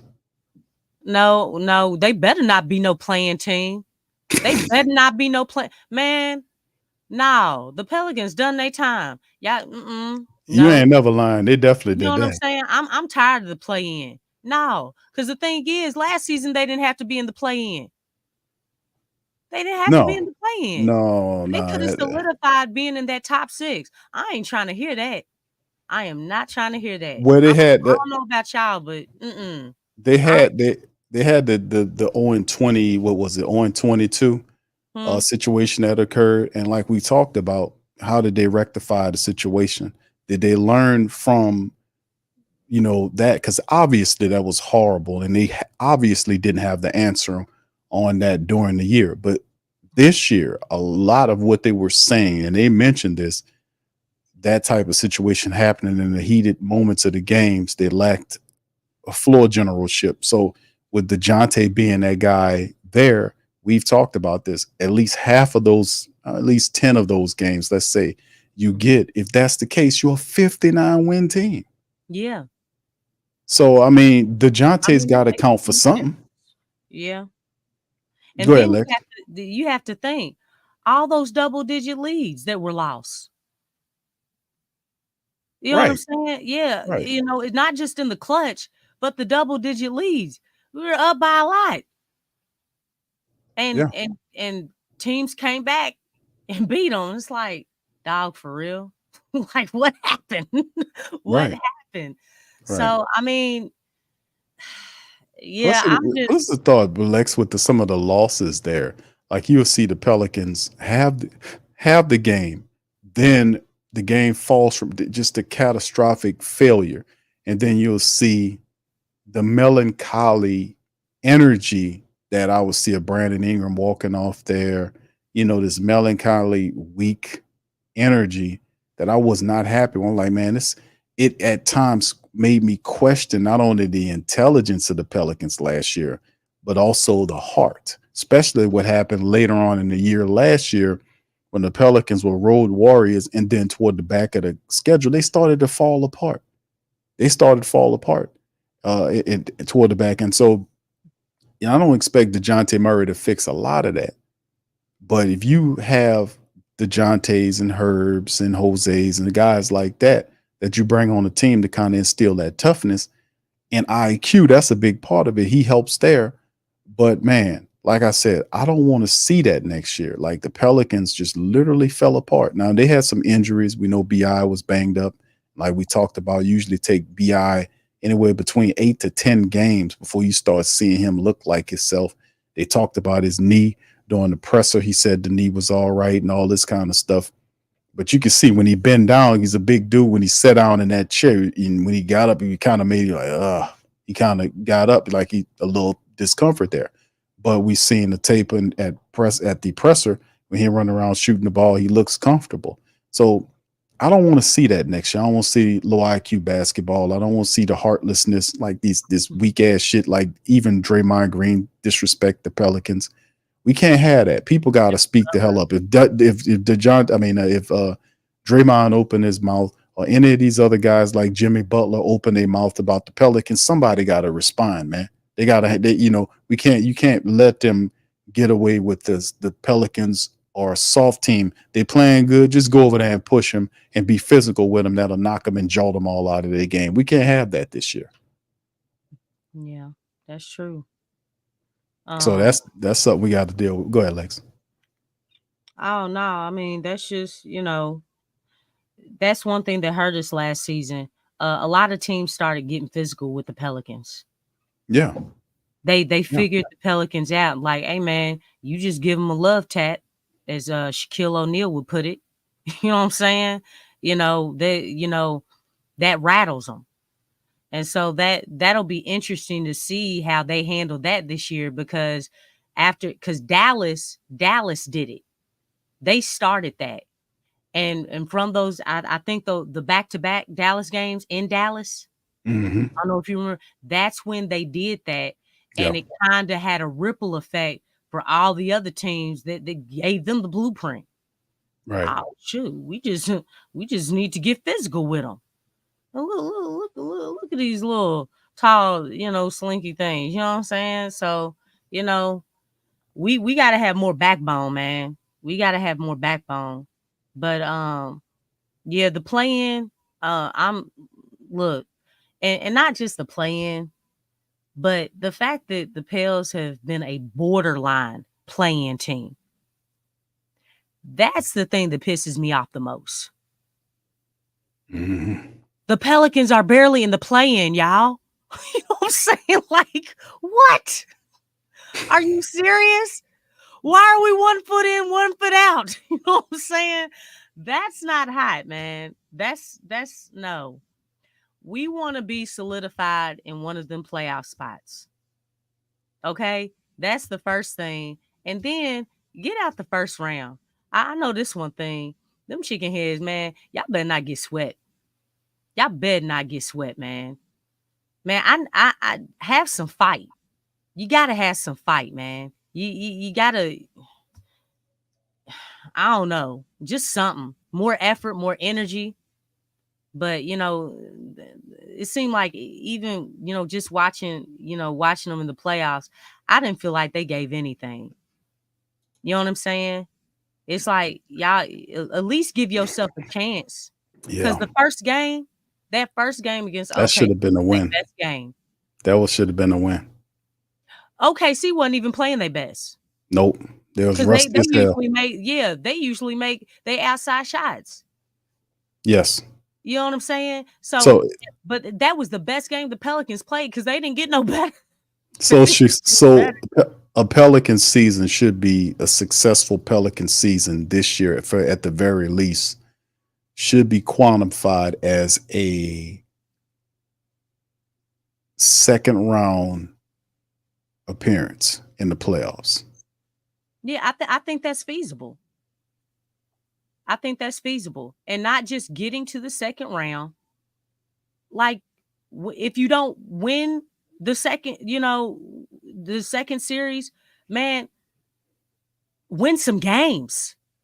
Yeah. Like, you know what I'm saying? Make it. Yeah, you got to build some. Like, you know what I'm saying? Like, hey, yeah, we heard, man. Make your presence felt. No, it's not like you get to the second round like, oh yeah, we've been here before. No, dog, no, you haven't. No, you haven't. This group hasn't. This group has not been there. So y'all need to play like y'all ain't never been there, and you want some more. That should fuel you. You know what I'm saying? Yeah, that's true. I mean, Zion has never been there. That's the big point. That's the playoffs period. So right. I know he's gonna feel it. I ain't worried about Zion. You know what I'm saying? I really am not, because I feel like when, just like he performed against in that Lakers game, man, I feel like he's already gonna know what time it is, because his career depends on it. You know what I'm saying? I say all the time, the playoffs is where you get your credibility, where you build your legacy, where you build your brand, like at a higher level. You know what I'm saying? Like that's everything. Mm-hmm. Nobody, man. Look, when you talk about the GOAT debate, what's the first thing people be bringing up? How many championships? You know what I'm saying? Yeah. Yeah. That's the You standard. know what I'm saying? That's how, like, what did you do in the playoffs? Yeah. Yeah. That's what people are asking to when you talk about Hall of Fame being on the 75th roster. You know what I'm saying? What are people talking about? Yeah, that's interesting, Lex, because with all that we've seen from Zion Williamson, we've seen a lot of Zion Williamson, but one thing we haven't seen is playoff Zion Williamson. Yeah. That we've never seen that. Perhaps this is a year where the Pelicans have a deep enough team where we can finally see Zion, a playoff Zion. All the stuff we've seen Zion Williamson do or not do. One of the biggest things is we never seen him in the playoffs. You know, we need to remedy that this year. And the final question, Lex, I'm gonna just toss this up to you. Do you think they're planning on replacing Willie with Borrego, even if they're doing okay? I don't know about him as a coach, but I really like Willie. Thank you, BP. Lex, that one's for you. You want me to give you the flow, Lex? You want the center stage? Oh goodness gracious. You know what? I No, mean, you want center stage? No. no. I mean, I don't shy away. Okay. Um, look,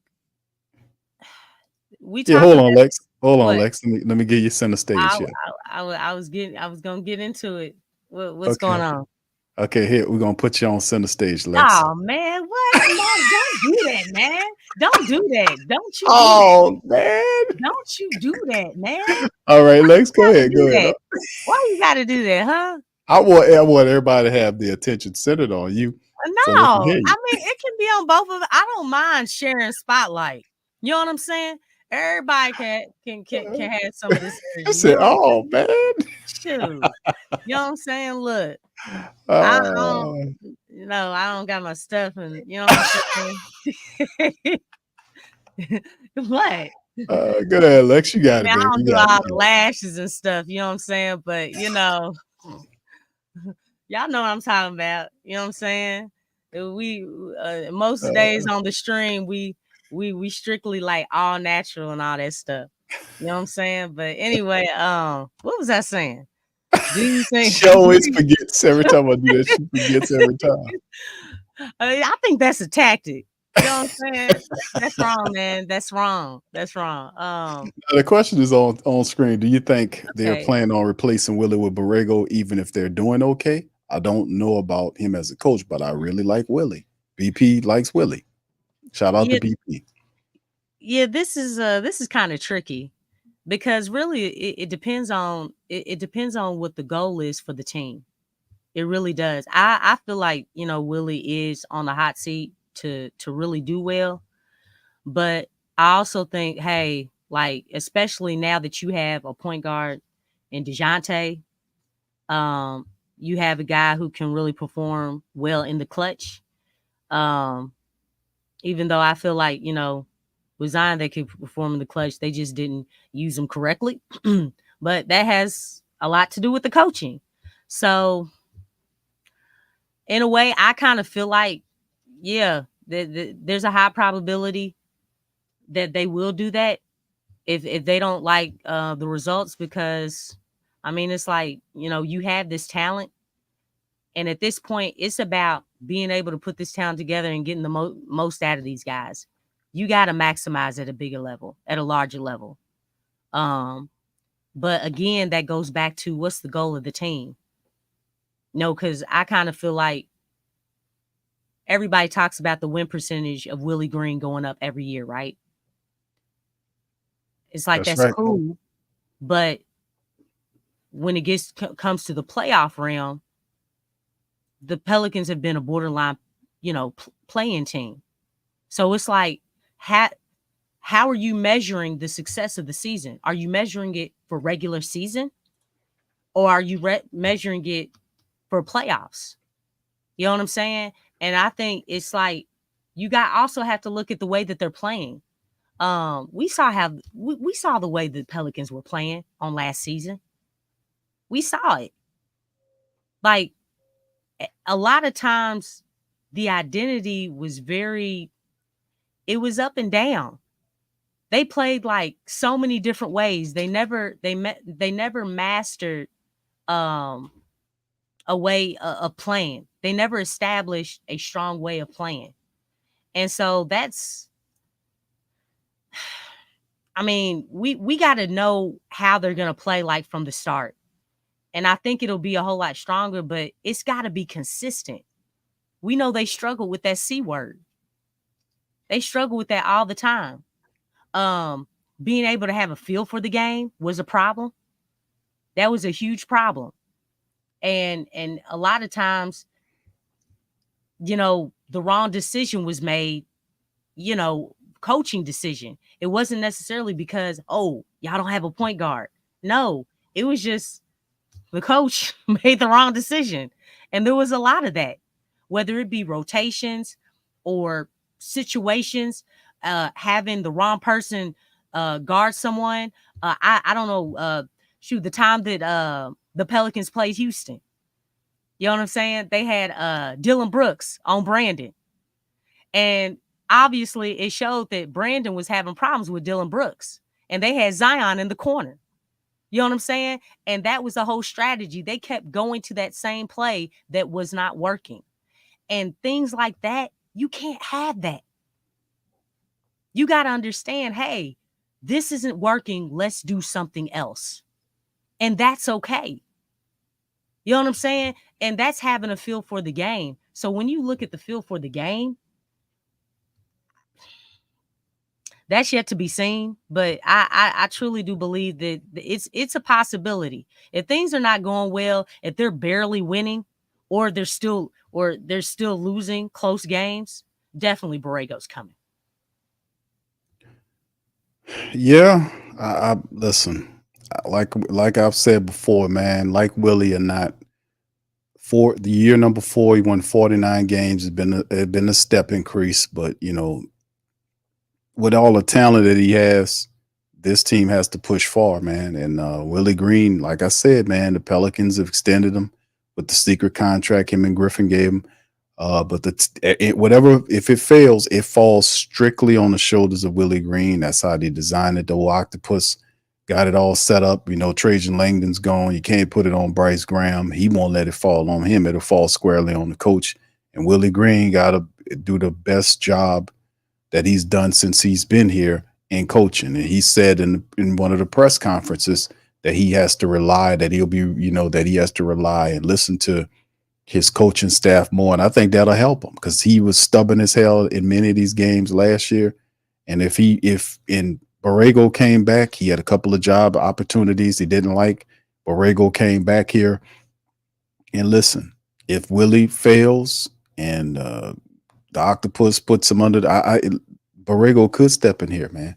A lot of people don't see Borrego as a total coach, but man, listen, all I can see is what I saw, you know, and the way they looked in that first Dallas matchup, it's crazy because it was such a perfect comparison to see the way they looked when Willie coached them against Dallas. And then the next game, Willie got sick and Borrego got in there and they looked totally different. As a matter of fact, it was such a pivotal moment for the Pelicans in terms of their play style, because we were asking, if you go back and watch the shows prior to when Borrego got in there and coached that game, we kept asking the question, where is Borrego's offense at? Where's the offense that we've been promised about it? We was asking that over and over again. You know, and then when Borrego got in there when Willie was sick, you seen they were flowing, they were playing good, they were shooting the ball. They just ran Dallas. They ran Dallas out of the building, and it carried on. It carried on. Go ahead, Lex. No, I was just adding on, like, that's what he said after that game. Mm-hmm. He was like, speed and violence. All right, bring it in, guys. 1, 2, 3, team. You know what I'm saying? That's the identity, the true identity of the team. The speech. That was the speech. I'm like, oh my goodness, I felt that. You know what I'm saying? I mean, that was beautiful. Be like, dog, you use my word. You use my word. I like speed too, but violence. And they played like it too, man. I don't know if y'all remember that game. They Hell yeah, played I remember. That was a speed and pivotal. Let me see if I violence, can find that speech, Lex. Let me see if I can find that speech he said too. and that was beautiful. I was like, man, that's the type of basketball I like, man. You hear me? That's great. That's how you compete.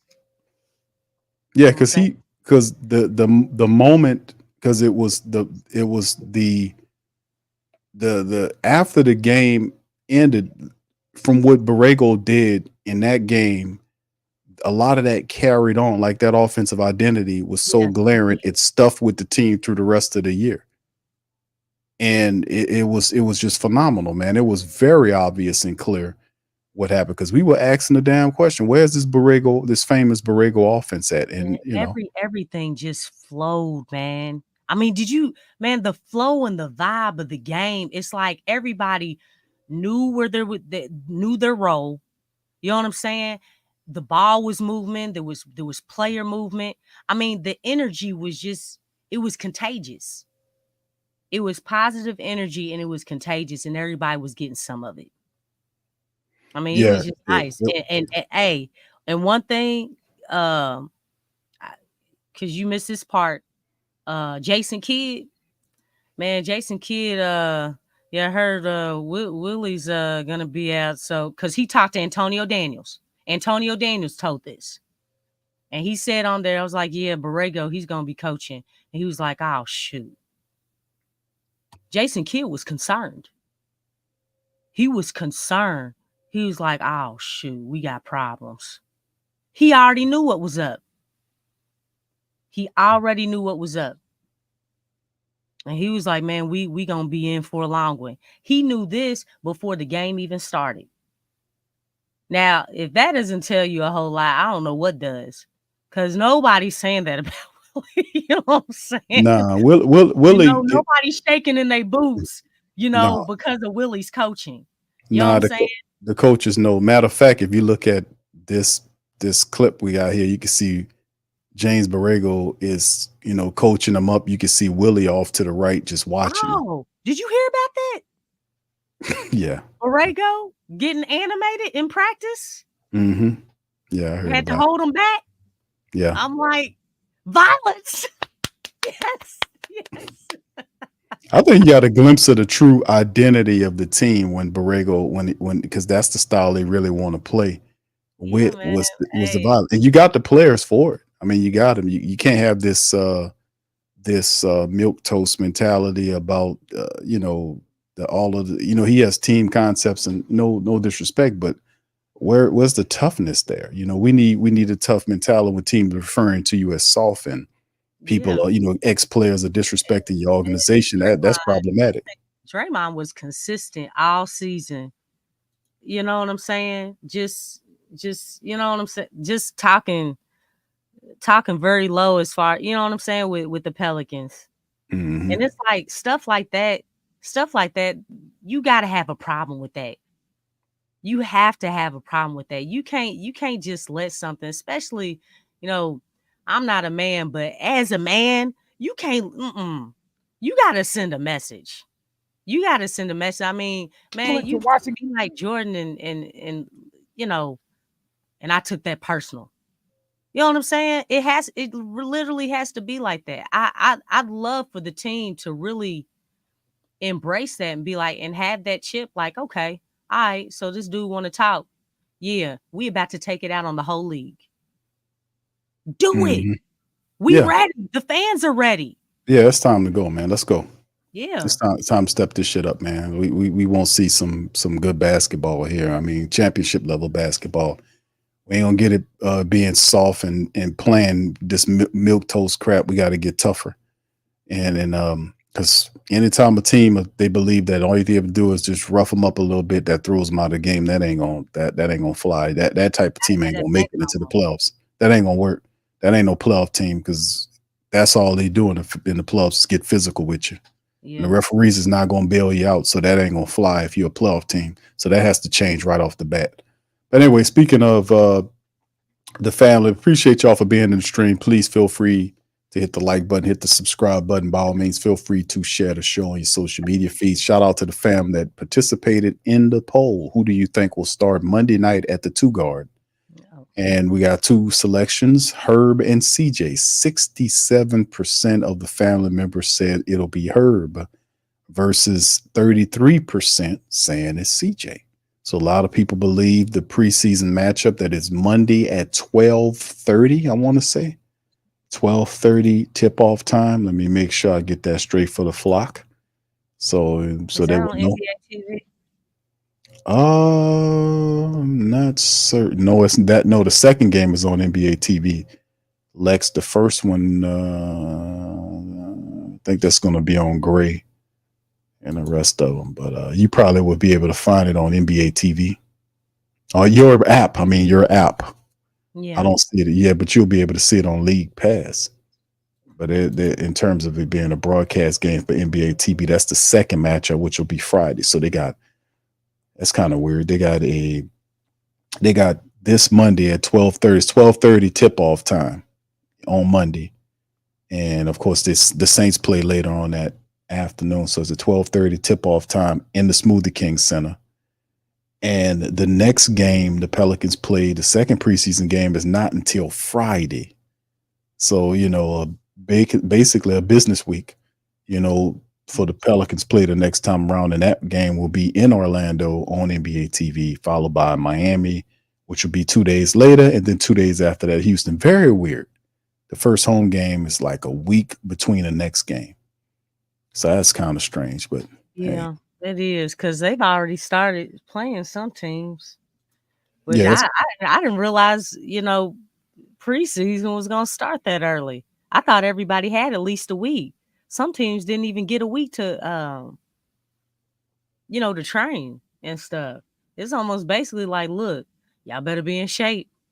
You know what I'm saying? Like all the way in shape. It's like, look, because you don't even got a week. no, but they got that first game in the Smoothie King Center. Then until Friday, from Monday to Friday before they get a chance. And then every other game is 2 days after that, and that's going to be over really quick too. Once Friday hit, October the 11th, then the 13th, then the 15th, and by Tuesday night, preseason over with, and then we'll be done with this, and then looking at the regular season coming up as the Pelicans start the new season off, man. So yeah, this is going to happen pretty quick. So just interesting. It's going to be fun. Go ahead, Lex. Do you need the floor? You are so crazy. Why you want to give me the floor? I just said this sounds important. I wanted to make sure you. Look, what's going on with you, Big Q? What's I'm going just. on? You've never done this before. I'm being cordial. I can't give DC the floor because he never wanted to turn his damn camera on. He's afraid we'll see all the lima beans and the guitars and all that shit. I told him I ain't worrying about all that, brother. You all right? Well, you got him playing that one thing with his toes and the guitar. Oh, he was cutting it up. He was cutting it up. Yeah, he was cutting it up. And the whistling. He's a musician, man. My dog DC is very talented. Okay, so my question is, who is going to be subbed out first? Who's going to be subbed out first in the game? In the game. Because I know this one thing. It better not be Zion. It better not be Zion. You want to say it? I'm about to throw something at my television if it's Zion. You know what I'm saying? Y'all can put that in the chat too. Who do you think is going to be subbed out?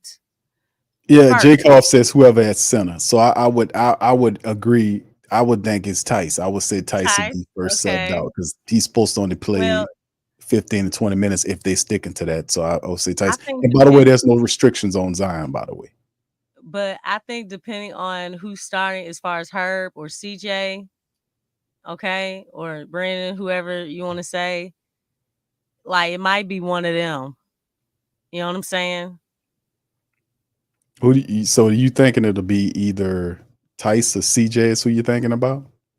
Yeah, if CJ is on the bench. So you're thinking it could possibly be Herb. You know what I'm saying? You know, politics be playing up in this stuff, man. Well, didn't BI let it slip? He let it slip to the media that the start. They didn't want him to tell him who the starting five is, but Bi was kind of let it slip that CJ was in the lineup. So These dudes we'll are not. see. We'll see. Well, like Willie said, we'll see what it looks like. You But know what though? I just want to say this. I would definitely feel a certain kind of way if I got first team all defense and the next season I'm coming off the bench. I mean, if you can, you know what I'm saying? Like, huh? You know what I'm saying? Like, if what? you see, well, listen, if you see that, you know, I mean, that don't even sound like Willie, because Willie will play the defensive guy first, yeah, and he loves I Herb know. Jones. So And you and know that's whose why this call is that very is. tricky because Yeah. CJ has the prowess, but Herb The contract has too. the defensive prowess. Yes. Yeah, He and the fit, contract. but Herb fits Willie's system. He loves Herb. So if Yeah, it is CJ, then it is definitely politics and it's economics, yeah. which ties itself to the It is octopus. because the thing is, if you look at it the right way, Herb, he's younger. He moves without the ball. He's a strong defensive player. He guards the best player on the other team. This is true. You know what I'm saying? And Right. really, I don't know the largest accolade. I know he's the president of the Players Association, but as far as within basketball, Herb has the highest accolade, between him and CJ. Because Mhm. CJ's never been an all-star. He's never been no defensive player, all team anything. You know what I'm saying? I mean, You get paid like all stuff. yeah, he does. He does. Ain't that crazy, y'all? Ain't that crazy? He really does. But he's never won any, you know what I'm saying? You tell you that. You get paid like all stuff. That Yeah, what he he tell you. does. But I just think that's really something to think about because the thing is, I think it's more with CJ, it's more so business and politics, and with Herb, he's the better fit. He belongs in the starting lineup. He fulfills everything that this team needs as far as really really building that foundation as far as putting that winning team, putting the best players out there that help you win. Not to say that CJ doesn't, because when he's playing that two guard position like he does, he contributes to winning. But with Herb, I just feel like it's more of a two-way thing. His fit is just better in the lineup. And Yeah, CJ, absolutely. he has the opportunity to do that one-on-one stuff, to go off, to do what he would like to do, to get his shine on. I think he would really capitalize off of that, but he's not going to volunteer. If you let him tell it, he ain't You volunteering. gotta. Well, I mean, that's what it comes down to. Like I said, Willie Green, we know Willie. Um, if it's his philosophy, it takes defense to get you on the floor. Willie Green, that should be Herb Jones and DeJounte Murray in the backcourt. If CJ is there, we know it's politics that ties to the octopus. It's economics. Massaging the ego. It's economics. It ties to the octopus. I don't think it's massaging ego. I think that the octopus doesn't want to have a guy that's making 30 plus million, 33 in the third coming up off the bench. Well, That's octopus. I don't think Willie hey, Green gets a damn. He gonna play Herb Jones. look, I would play Herb Jones over because it's a better backcourt. Brother Griff, then you need to do your job. You know what I'm saying? And That guy ain't no look, coach, look, Lex. look, making one move for DeJounte was not it, buddy. It was not it. Like, you know what I'm saying? I mean, if that's how you feel, because then you have to look at the direction, the vision, and what's best for the team. What are you doing? What are the Pelicans doing? What's the goal here? I mean, but he's kind of put the team in that type of position. Got to make decisions, man. You know what I'm saying? You got to make decisions. You can't. I mean, because look at the decision now, or excuse me, look at the situation now. You got to do something with Brandon. You know what I'm saying? You got it. Basically, you got to choose between Brandon and Trey. You know what I'm saying? Like, these questions have to be answered. And the thing is, it's being drug out. It's just being dragged out. Well, well, the Brandon Ingram thing, that kind of, like you said earlier, it took care of itself with Trey Murphy, because Trey is out on injury right now. Yeah. And Brandon Ingram will play, and ultimately the Pelicans will ultimately end up trading him between December and February if everything pans out correctly. CJ McCollum, I don't see CJ McCollum going anywhere right now. Maybe later on, he still got $30+ million on the $60+ million over the next couple of years. I don't see a lot of people beating the Pelicans' door down trying to acquire CJ McCollum right now. And it's still the fact that you have Trey Murphy's, extension coming up. So the Pelicans have to get ready for the future. And BI is not a part of the future. This team needs this CJ McCollum. It's a 3-ring circus, man. It's what it is right now. Because everybody, the fact that it's all affecting everybody's like situation. You know what I'm saying? And I keep going back to that interview on Media Day for Trey Murphy. Did y'all see his face, man? Yeah. I mean, he was man, his face was stiff and firm and stern. You know what I'm saying? Like, yeah, I feel like, I'm a starter in this league. That's the first thing he said. So I feel like I'm a starter for this team. Hey, he said a lot of things that were just straightforward, man. And I like that. I like that because it's like, hey, you all know that I want to be a starter. I feel like I deserve to start. That means you need to make a move to allow me to start. You know what I'm saying? Because just starting every time somebody gets injured, it's like, come on, dog. For real. So that's what look, you're our backup starter. You know what I'm saying? You're going to feel that starter position if somebody gets hurt. That's the only time you can start. After doing that for so long, how would you feel about that? It wouldn't be a good thing, because the reality is the Pelicans drafted Trey Murphy, Jordan Hawkins, guys like that. They drafted these guys, got them ready to be NBA solid contributors for a reason. Like, you have a timeline you operate on. You can't muddle the timeline up. You had a plan. You can't just throw the plan out. The plan was you put Brandon Ingram with Zion Williamson for a certain period of time and see what fruit it bears. Didn't bear the kind of fruit that you wanted. Just throw it out, get rid of it, and go to the next one. The fallback option is Trey Murphy. The third, you have Jordan Hawkins. These are homegrown guys that you drafted and brung up. These guys, you brung them on. You got shooters to go around your big pieces, Zion Williamson. That's the game plan moving forward. It's not we can't get attached to Brandon Ingram. This is business. Yeah. This is business. So he doesn't fit the new timeline. That was the plan. The plan was to see what these guys look like. And then if they don't do what you want them to do, which is get into the playoffs and compete regularly, which they didn't, you got to break them up. You're not going to get rid of Zion. So BI is the other guy. You're not going to pay him the money. So you got to seek a trade and see if you can get fair value to the best of your ability for him in time.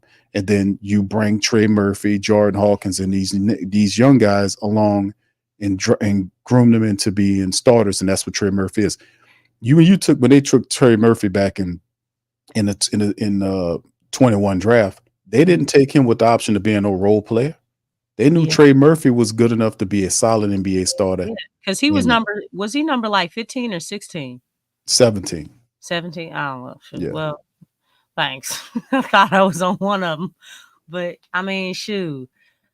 And shoot. Yeah. Because Herb was in the second round. Right. But that's what I'm saying about the plan. People like, man, Q, I don't know if people heard the plan or not. Are they butting against the plan? They made a plan. This whole damn thing was a plan. And they adjusted the plan, but there is no adjustment for Brandon Ingram, and you got Trey Murphy sitting there. They know what Trey Murphy could be and what he means to the team, same as Jordan Hawkins. So Brandon Ingram's here for a certain period of time. He's reached the time limit. The only reason why he's still on staff right now is because of his contract demands and the fact that the Pelicans couldn't find a possible suitor for him. So it's a mixture of it. So they have an uncomfortable alliance right now. So eventually, between now and then, when we probably December and February, the Pelicans going to get off them. But that was the plan. We talked about that ad nauseum over all these years. What the plan is, what the plan is for Trey, what the plan is for some of these other guys. It wasn't no secret. And even Griffin said it at the end of last year when he says we've seen enough because the timeline had in it. They're not going to pay Brandon Ingram that kind of money. And that's what it is. They can't pay Brandon Ingram and play Trey Murphy. Somebody got to go. So Brandon Ingram, as good as he is right now, the team is about Zion Williamson, regardless of how many games he played, regardless of whatever the case is. They're putting all their chips to the table for Zion Williamson, not Brandon Ingram. This is supposed to be Zion's team, even though they are unwilling to admit that. But we know whose team it is. It's Zion's team. That's why you have all these shooters around him, and that's the point. The point is he's the guy that they want to move into the future with, not Brandon Ingram, despite all the bullshit that Griffin says. We're trying to appease him. I think he's happy about being here. You look at Brandon Ingram. Only thing that's going to make him happy is him getting his paper. He's happy playing and he's making good money, but he wants the max contract. Pelicans are not going to give you that. So hasta la vista, appreciate you for your contribution. This is a business arrangement. We got to keep it pushing. Ain't no personal attachment right here. We got love for you. We thank you. But if the team not going to pay you and we got a younger piece in Trey Murphy that fits better with the guy they believe is the center of the team, then we good with that. Let's keep this going, get Zion healthy and move it forward. Lex, last thoughts on that. Right on, brother. I'm sorry. Lex, you want me to give you the floor for that one? You want to put to the Black Power fist? He will be great with Ingram, and he will no longer be the scapegoat for Zion's sin of blood. Man, they're not gonna keep the man, brother. Y'all need to let go, man. I like BI too, but that's not in the plan. They don't it's business, man. They're not gonna pay the man $50 million, man. They're not gonna give him $45 million. They can't pay him and Trey Murphy, so you're gonna pay Brandon Ingram and keep him here so it did let Trey Murphy walk. Man, come on, man. That's not the plan. The plan was always to have Trey Murphy over BI after the deadline ends, the timeline. That's their damn plan, man. They're not going to rewrite that plan, man, and it's not going to happen. Just to let y'all know, the Pelicans, because he represents the Pelicans in a strong way, but Griff has been really delayed in all his trials, with this team. You know what I'm saying? Henceforth, that's why he's in the situation that he is in now. That's why. He's made some poor financial decisions, okay, which includes the hiring of Willie Green, okay? You can watch some of the streams like way before where we talked about that. But a lot of the things that are going on now that we're running into as far as the with some players being in between a rock and a hard place is because of Griff. Because he's not making decisions quick enough. He's not being efficient and being decisive with his decision making. And so what that's doing is that's holding up the like guys like Trey Murphy. That's holding up guys like him. Like all this stuff is a ripple effect.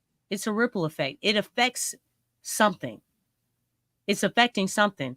With Brandon's contract, if they even attempted to give Brandon that contract, man, do you know it would be so hard if the Pelicans decided to trade Brandon with that type of contract? It would be so hard to get rid of him. And the thing is, it's like right now, in training camp, Brandon's shooting threes, but once he gets that contract, who's to say that he just won't go back to playing how he wants to play? Because he actually made that clear. He's making that clear in his interviews. He loves his mid-range. He's like, yeah, my mid-range is cold. Like he was boasting. It is cold, but that's not what. You know what I'm saying? Yeah. But that's not fitting. You make your money with your threes, bro. Yeah, that's not fitting with the team. And I don't know if y'all knew it's a shooters league. So, I mean, you like decisions when it comes to business, decisions have to be made. Straight Tough up. decisions. And Yeah. you can't be delayed, and you can't drag your feet and fiddle faddle and try to think that you're gonna hustle everybody. Like, dude, you are not Danny Ainge. You are not Danny Ainge. Danny Ainge is a cold-blooded monster at doing that type stuff. Dr. Octopus, dog, you are not. You are not. That's not your gift. Your gift is BSing, like at a high level. He definitely do that. He does that beautifully. It's actually, like, artistically, it's a beautiful art that he can do that. You got to be half asleep to fall for that bullshit, though. But he does it, look, meaningful and mechanical. Those are his favorite words. You get stuck on words too easy. I mean, look, and then That's how you know it's bullshit. That's how you know it's BS. You have to, like, one thing, and this is, the league is constantly changing. You know, teams are aggressively trying to win. They're trying to win. And so the thing is, you can't be stuck in time and not just make changes. How many years went by and Griff didn't make any changes? Let me tell you something. I don't care what nobody says. I don't care about that second round pick. JV walked. The Pelicans did not get anything for JV. A walking double-double. You got absolutely nothing. You know what I'm saying? Like, that's what we're doing. That's what we're doing. We're letting a double-double just, let me just go away. You know what I'm saying? That's crazy. You drug your feet, you didn't get a deal done with him. And really, you look at Brandon, it screams out the same situation as JV. It'll be really something when the trade deadline comes, because it's like, okay, you didn't trade JV. And he was in the last year of his contract, just like Brandon is. You didn't get a deal done. So now the season's in, you lose JV. You see what I'm saying? So that's a better option, to lose JV instead of trading him to get something else, to get someone else. Like, you got to make this stuff make sense. It's the same exact situation. They haven't reached anything with Brandon.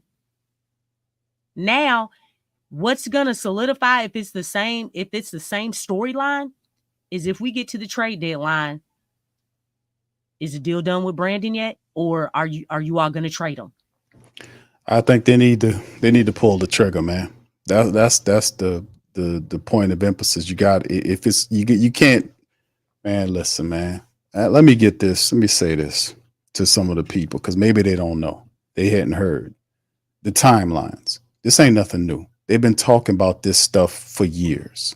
When David Griffin stepped in the door, he talked about all these timelines and all these plans. Now, the timeline with BI and Zion. The Pelicans are choosing Zion over BI. And you know why. The reason why I'm talking to the family out here is because of the money. They're not going to pay him that kind of money. He wants the money. They're not going to pay him. So eventually, they got to get rid of him. And one of the family members said, why is there a narrative on getting rid of BI? Because that's what the team is doing. You got Trey Murphy, who they drafted with a first-round draft pick. First-round picks do mean something. We got a couple of them on the damn team. And sometimes when you're a team like the Pelicans, who don't want to go into free agency or might have difficulty attracting talent here, you got to draft well. So the Pelicans draft well to get these guys, and they groom them, they bring them up and make them NBA starters. Trey Murphy is at that juncture of time where he's ready to step into a role as a starter. Like Lex astutely mentioned, y'all heard him in the pressers a couple of days ago. So it's timelines. The timeline is over with. The timeline is up. As simple as that. And they're not going to keep Brandon Ingram and Zion beyond the trade deadline, because they're not going to get nothing for BI if that's the case. And then he'll take a bunch of pressure. He'll take a lot of shots and arrows from the faithful if he keeps him beyond the trade deadline. So realistically, December to February is what you got to look at. Timeline's up, man. That's what it is. They had years to get this together, regardless of what happened with Zion's injuries or BI and all this kind of stuff. The timeline is up. You can't reverse the time. It's done. Yeah. They got guys that's ready, that are younger, that you drafted, that's ready to step in that role. The timeline's up, man. Ain't no reversing this. Ain't no going backwards. This is only going forward.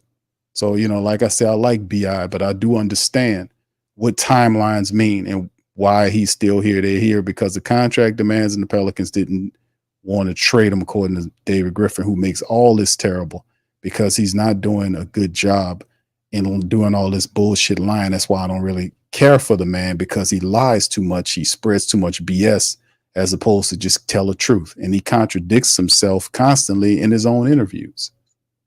It was a red hot market for him. And then, we didn't really want to trade him. Which is it? You didn't really want to. So it's just lying, man. Just lying. And that's what bureaucrats do. He's a bureaucrat. He's a politician. We see this all the time. Politicians are trained liars, man. That's what they do. They train to lie to you. They train to dodge questions. They train to give you bullshit. And the only way they don't get their bullshit out on you is if you stand on square and you say, hold on, partner, you didn't answer the question. I said this, and force them on it, because they're going to dodge and duck and hide, and everything else is going to be the fault except for their decision making. So the timeline is up on BI. They're not going to pay him. It's already established. The only everything you can do is move the man between December and February. That's all we got to deal with. They made a decision that Zion is the guy. They've made a decision. Maybe they didn't have announced it, but you can see based on the moves, they're not paying BI. Zion ain't tripping, and they got DeJounte Murray to fit the Zion timeline. Do you think it is what it is. Do you feel that matters? And this is for everybody in the chat. As far as them really being vocal about, hey, we are building around Zion, because we hear it from fans. You all hear it on the podcast. You hear it from different analysts, but we haven't heard that from Griff. We haven't really heard Willie Green say those things. You ain't gonna do you think that's important, huh? You're not gonna hit, because Willie Green is like we mentioned. Willie Green, like the two other coaches that you had, was strong and vocal coaches under Griffin are not here. Notice the people that he gets here that he wants to operate on him. He don't want to have anybody here that's more vocal than he is. Even the general managers he picks doesn't like to talk that much. Well, good luck. So that's a control freak. Well, that's a control freak. So at some point now, because it's all on Willie Green, he can only duck and dodge so far. So, like I said, man, people want to try to keep BI here and force timelines because they love BI, live BI. Man, this is goddamn business, man. It's about championships. Yeah. Whether Zion was injured in the past or not, they're going with Zion over BI. That's why BI ain't getting his paper. Bottom line, ain't nothing else to discuss or talk about on that. That's over with. And then if Willie Green's not going to talk on, he don't even fuss for these guys for injuries when Zion gets knocked and bang.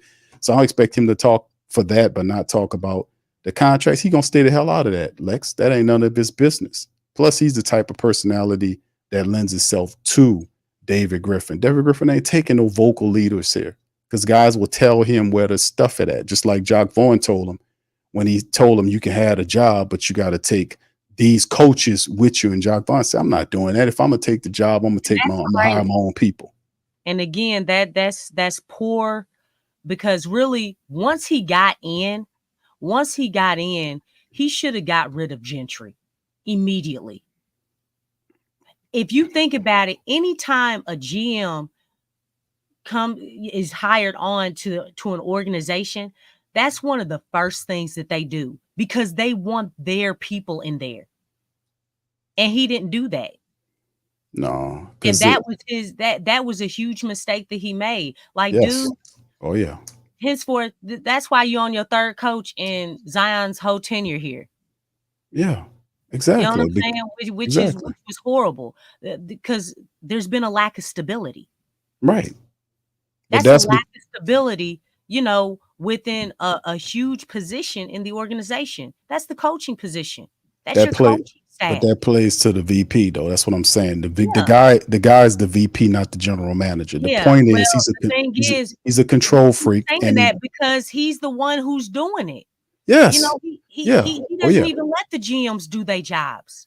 oh they do it. They just do it by his consent. That too. Yes, they do I their mean, job. They do it. That's why and That's why Trajan Langdon you know gone. what? Even analysts, on ESPN, they make the same mistakes. They ain't making no mistake. They know what Everybody they're thinks doing. that he's the GM and he's He not is. the GM. Oh, He's he not is the the G. GM. He is. He's the GM. He is the. He Well, I talks mean, when. according to, That's name only because he talks before they talk. You see what I'm saying? He talks before they talk. When media people are asking questions that the general manager is supposed to know, he's talking. He's talking. He's saying stuff. He shouldn't even be at these meetings. He don't have nothing. Just stay away from the media, the press, and let your general manager handle it. But that's why Trajan Langdon gone, because he knew that he would not get credit for moves that he's making here, because you got a guy, we call him the octopus because he's a micromanager. He's the one that's tied up into these decisions. And if they go wrongly, the guy in general manager with the title will suffer. That's why I was saying that the fall guy, Trajan, got out of here. Willie Green is the guy that's going to suffer next, because if the team doesn't go to beyond where it's supposed to go, that's not going to fall on him. He's insulated himself well out of it, even though he's the top manipulator of these decisions. It's David Griffin. This whole BI situation is because of David Griffin. This all this crap he trying to spin like, oh yeah, Brandon's excited to come back here, da da da da, and BI wants his paper, but he spun it like, yeah, it's a good arrangement. No, you failed to move him. You failed. Whereas Brandon Ingram was demanding money. No, you been knew that. So it's never these guys' faults. That's why I stay on his throat like that. I stay on his damn throat like that. And you're right about the Willie Green thing. 3 coaches in 5 years is not stability. But this guy came along with a ring saying that I won a championship with Cleveland. I'm a championship general manager. I have championship stuff. And we all know that was LeBron James. He is riding to the death. You know what I'm saying? It's like, he dude, doing it. You as good as your last hit. What have you done for me lately? Nothing. You know what I'm saying? You got your DeJounte Murray. Hey, wait a second though. Guess what, y'all? Guess what? Rich Paul? Yes. DeJounte Murray is not really here because of Griff. I know. Rich Paul called Griff numerous of times and told him, yeah, y'all need to trade for him. Not even Anthony Davis trade, man. Not even Anthony Davis trade was something he concocted. That wasn't, and Griff did say that. If you don't believe me, go again. He said it in DeJounte's presser. Yeah, he said it. I remember him saying it. At least he did. Yeah, he did give you that. Yeah, he Rich Paul. That was all Rich Paul. That's why DeJounte is here. That's really the only reason. But he's not here. He's not here because Griff just magically thought this stuff up. And see this. Let me add this to it, Lex, because we talked about the Valanciunas thing. Valanciunas was a good player for the Pelicans. He didn't cost a lot of money to keep him. He stylistically didn't fit what Willie Green wanted to do. Willie Green wanted a more mobile center that can run the floor, stuff like that. That he didn't get that. But how did he end up getting Valanciunas if he wanted a mobile big that can run in that type of system? How did he end up with Valanciunas? How did we constantly end up with players that didn't fit the scheme that the head coach that he hired wanted to do? How we keep ended up with these players that the man can't play in this system? That's what I'm saying. It's like it was disjointedness between what the coach was asking for versus what he was getting. And that's why I was like, man, don't make no sense for Valanciunas to be a double-double guy. Didn't miss any games, but you can't use him. You can't use them. It's 2 different mentalities. Mentalities. I don't know if you all have noticed, but when you listen to Griff talk and then you listen to Willie Green talk, do you all notice any differences in the way that they talk? They are not on the same page. They're not on the same page. Even in DeJounte's presser, I thought it was so funny because there was none of them were in sync. They had 3 totally different mentalities. They were not on the same page. I think David Griffin is a problem child for this organization, man. I think he really is. I've been saying this for a while about David Griffin, and I'm watching. I mean, but he's a good Swin, human being. I'm watching Swin Cash get those promotions. The last promotion she gonna get is to take his goddamn job, because she should be getting his job, because he can't. He been living off this fakeness. He had it was that Cleveland championship. That Cleveland, which is LeBron James orchestrating. Yeah. We all knew that was LeBron James. That's why he wanted to get out of there, and he talked about PTSD, man. You that know what I'm saying? dude. But he always been that way. He been there that way. He the one drafted that asshole out of Canada, that Bennett kid who was a bust. He was the one that took Kyrie and put him together with Bennett. With Deion. What's his name? The kid up there with Deion, who was the off guard, and Kyrie, and they couldn't stand each other. Deion Waiters. Deion Waiters. So he had this guy was doing stuff like that. And then LeBron came there and basically told him, hey, man, give me this, give me that, give me this, give me that. And he didn't like that, because it removed the power away from him to do it. And then he came here with all this basketball cult nonsense. We building a basketball family. Yeah. You want to build let me tell you something. See, that's another thing that you build a basketball family, though, Lex. It's a cult. It's a basketball cult. I don't want family. Yeah, you get a family by doing the foundation don't need to be family. The foundation needs to be winning, dog. But that's how you get a family. That's how players play. You have to win. That's how you get attached. That's how you get it. You have to win. You have to be able to win, and then you get a tighter culture. Go ahead. And Lex. I'm not talking about regular season. You know what I'm saying? Everybody got to understand what I mean by when I say winning. I'm not talking about regular season. I am talking about, again, Yakeem, I don't know what you smoking, brother. Credibility. Where do you build your legacy? Where do you build your notoriety? You get that in the playoffs, man. You get that in the playoffs. That's winning. That's how you win. Winning in regular season and being a borderline playing team. Come on, man. Are you for real? I just want the fans to elevate how do we define winning? You know what I'm saying? And it's not just regular season. Yes, you do have to win a certain amount of games in regular season to place in the playoffs, but real winning, Pelicans fans haven't tasted that yet. The organization hasn't tasted that yet, for real. Because it's always been, all right, yeah, we almost had 50 wins. Don't be stuck on 50 wins. What have we done in the playoffs? What have we done? Consistently hadn't done anything. That's why a lot of the NBA considers the Pelicans. That's why a lot of people consider the Pelicans a joke. You have Tony Allen looking like a guy that just hopped off the back of the trash truck, criticizing the Pelicans in interviews. And that guy stopped playing for the Pelicans. All the shit he could talk about. And he just goes off on Gentry, and we knew Gentry wasn't nothing. But like we said, Gentry should have been fired. But you have bad leadership for years. Then people don't know what they're doing. Dale Demps stayed on top of the team. He didn't know what he was doing. Even the great David Stern called him. He said this guy is the worst general manager in the league. Yeah, David Stern said that when he was running the team it's like, this guy's the worst general manager. We've been dealing with this. It's stupid leadership for the longest time. Now listen, that's past stuff. Now we coming forward now, and the team is a lot of pressures on the team, because even though the arrows are falling on Willie Green, I'm keeping the target where it belongs, on the key orchestrator, the key manipulator of the whole damn thing. It's not Bryson Graham for the BI debacle. It's not Bryson Graham. He's piggybacking, Big Q. It's not. Well, he happy to be there. Happy to be there. Man, look, if I had a dime for every time he said, I'm just gonna piggyback off of don't know, Lex. David here. I'm like, dog. But he don't know. Stop piggybacking off of him and he don't know. And speak what you.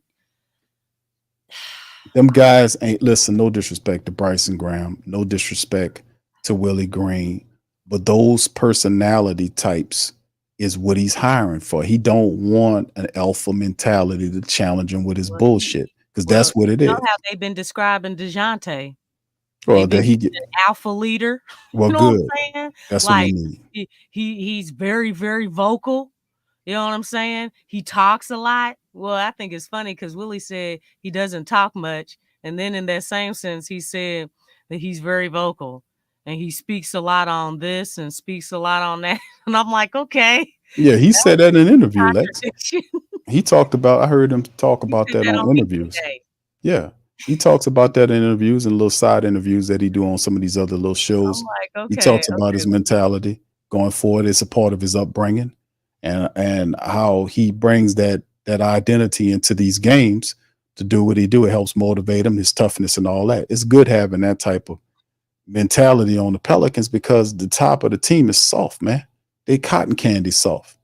You know, we need Laid toughness. We back, need, calm, cool, and collected. man, it's a time to lose it. It's anger is not a bad thing. The Most High gave Yeah. you anger for a And, reason. and that's that. Hey, you hit Yeah, it. you got anger for a reason. It's a time to take it to their ass. It's a time not to take it to them. Yeah. But it's all in the balance. You that's what I'm saying. You're not going to get far in the NBA unless you can match the aggressiveness of your adversary. If these guys coming at you on some aggressive stuff and you're not matching that energy, you're going to get ran over. And that's what happened with Draymond, with him disrespecting. That's what they say about the Pelicans. And the Pelicans are seen as a joke. Let's just keep it a buck. They're And seen don't as a forget joke. Jimmy Butler too. Yeah. You know, Right. So I mean, these are when they say that, you can't discount it because these guys are champions, man. These guys are really good players. You and know, they that's proving it on the respected. court. I mean, Right. Jimmy's not a champion, but he's gotten to the finals 2 times out of 3 years or something, which is Ain't that ain't nobody nothing to turn your nose up at. ain't nobody questioning Jimmy Butler's toughness. There's nobody Yeah. questioning Draymond. They But he might not works like hard. Draymond Dude when works Draymond Green what he says, but I ain't actually nobody admire his disrespecting game. I Draymond just don't Green. like what I said about the Pelicans. But yeah, I admire his game because the thing is they back it up.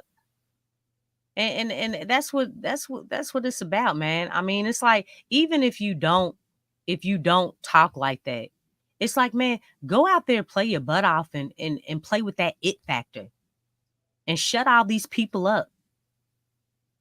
Because the thing is that, like I said, and I'm pretty sure anybody who's played basketball, a pickup game, whatever, it doesn't even have to be basketball.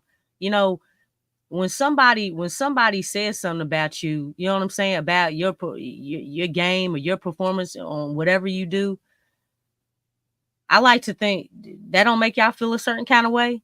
And it's for anybody in It's the chat.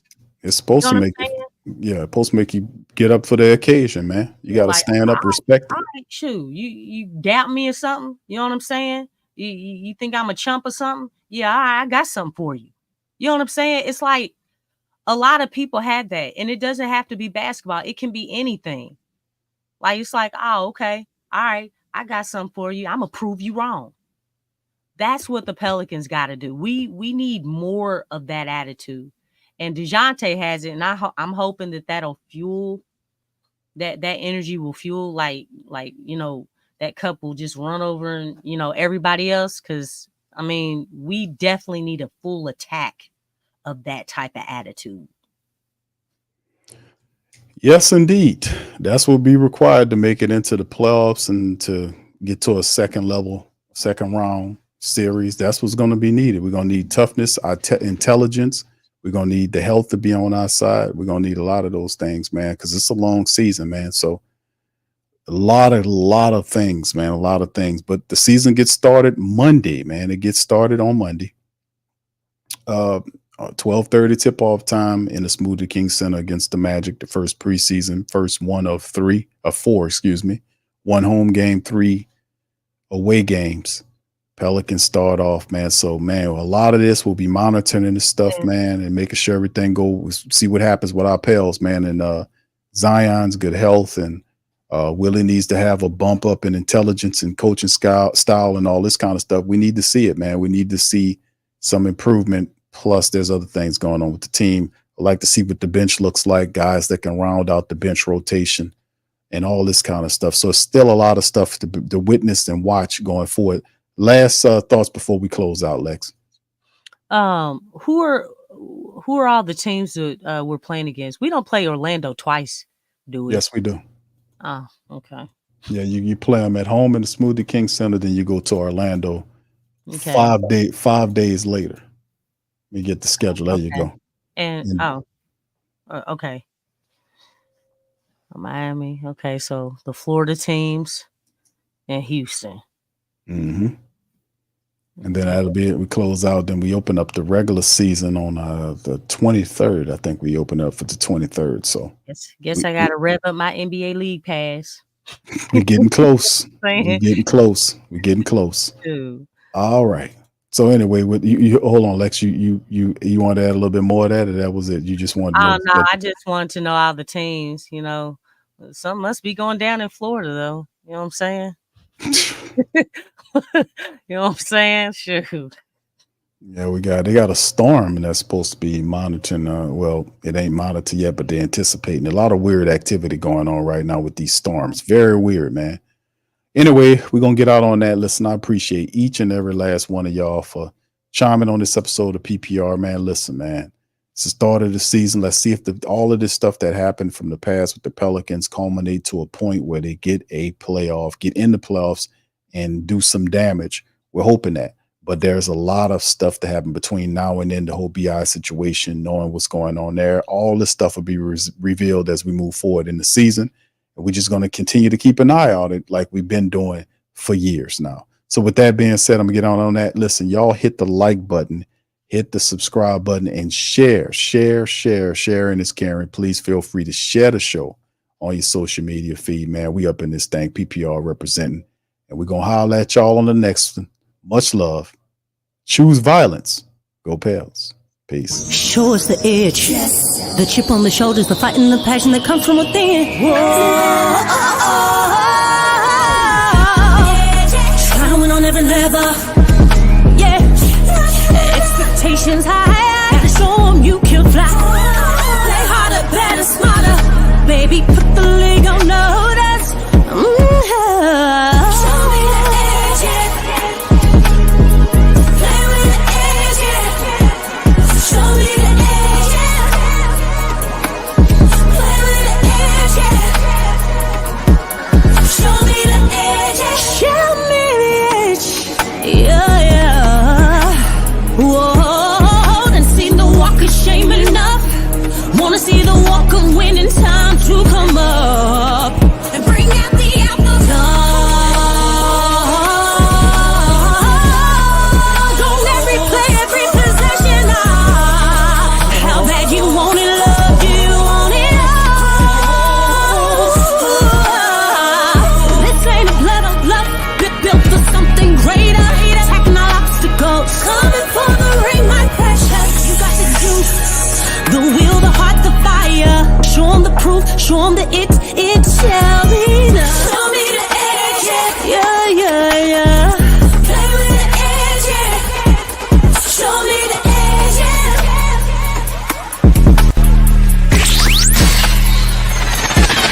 You're listening to the Pelicans Postgame Report on the PRO Media Network. For all things Pelicans.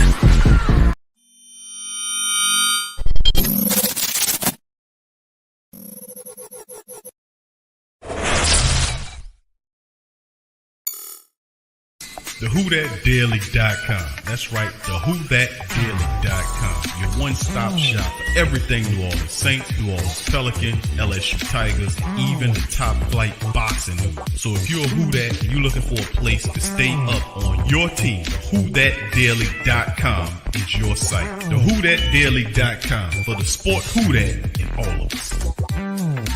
That's right, the Pro Shop is the platform store where you can go and buy all the latest merch to support the platform. Available at the Pro Shops, we have dozens of hundreds of products available for you and your family. Unisex tees for men and women, hoodies and sweatshirts, tank tops, kids and baby items, long sleeve tees, mugs, pillows, wall art, bath bedding, face masks, phone cases, stickers, bags, fanny packs, socks, hats, and many other items. Please feel free to check out the Pro Shops. The link is in the description section below. And remember, it helps the platform continue to grow.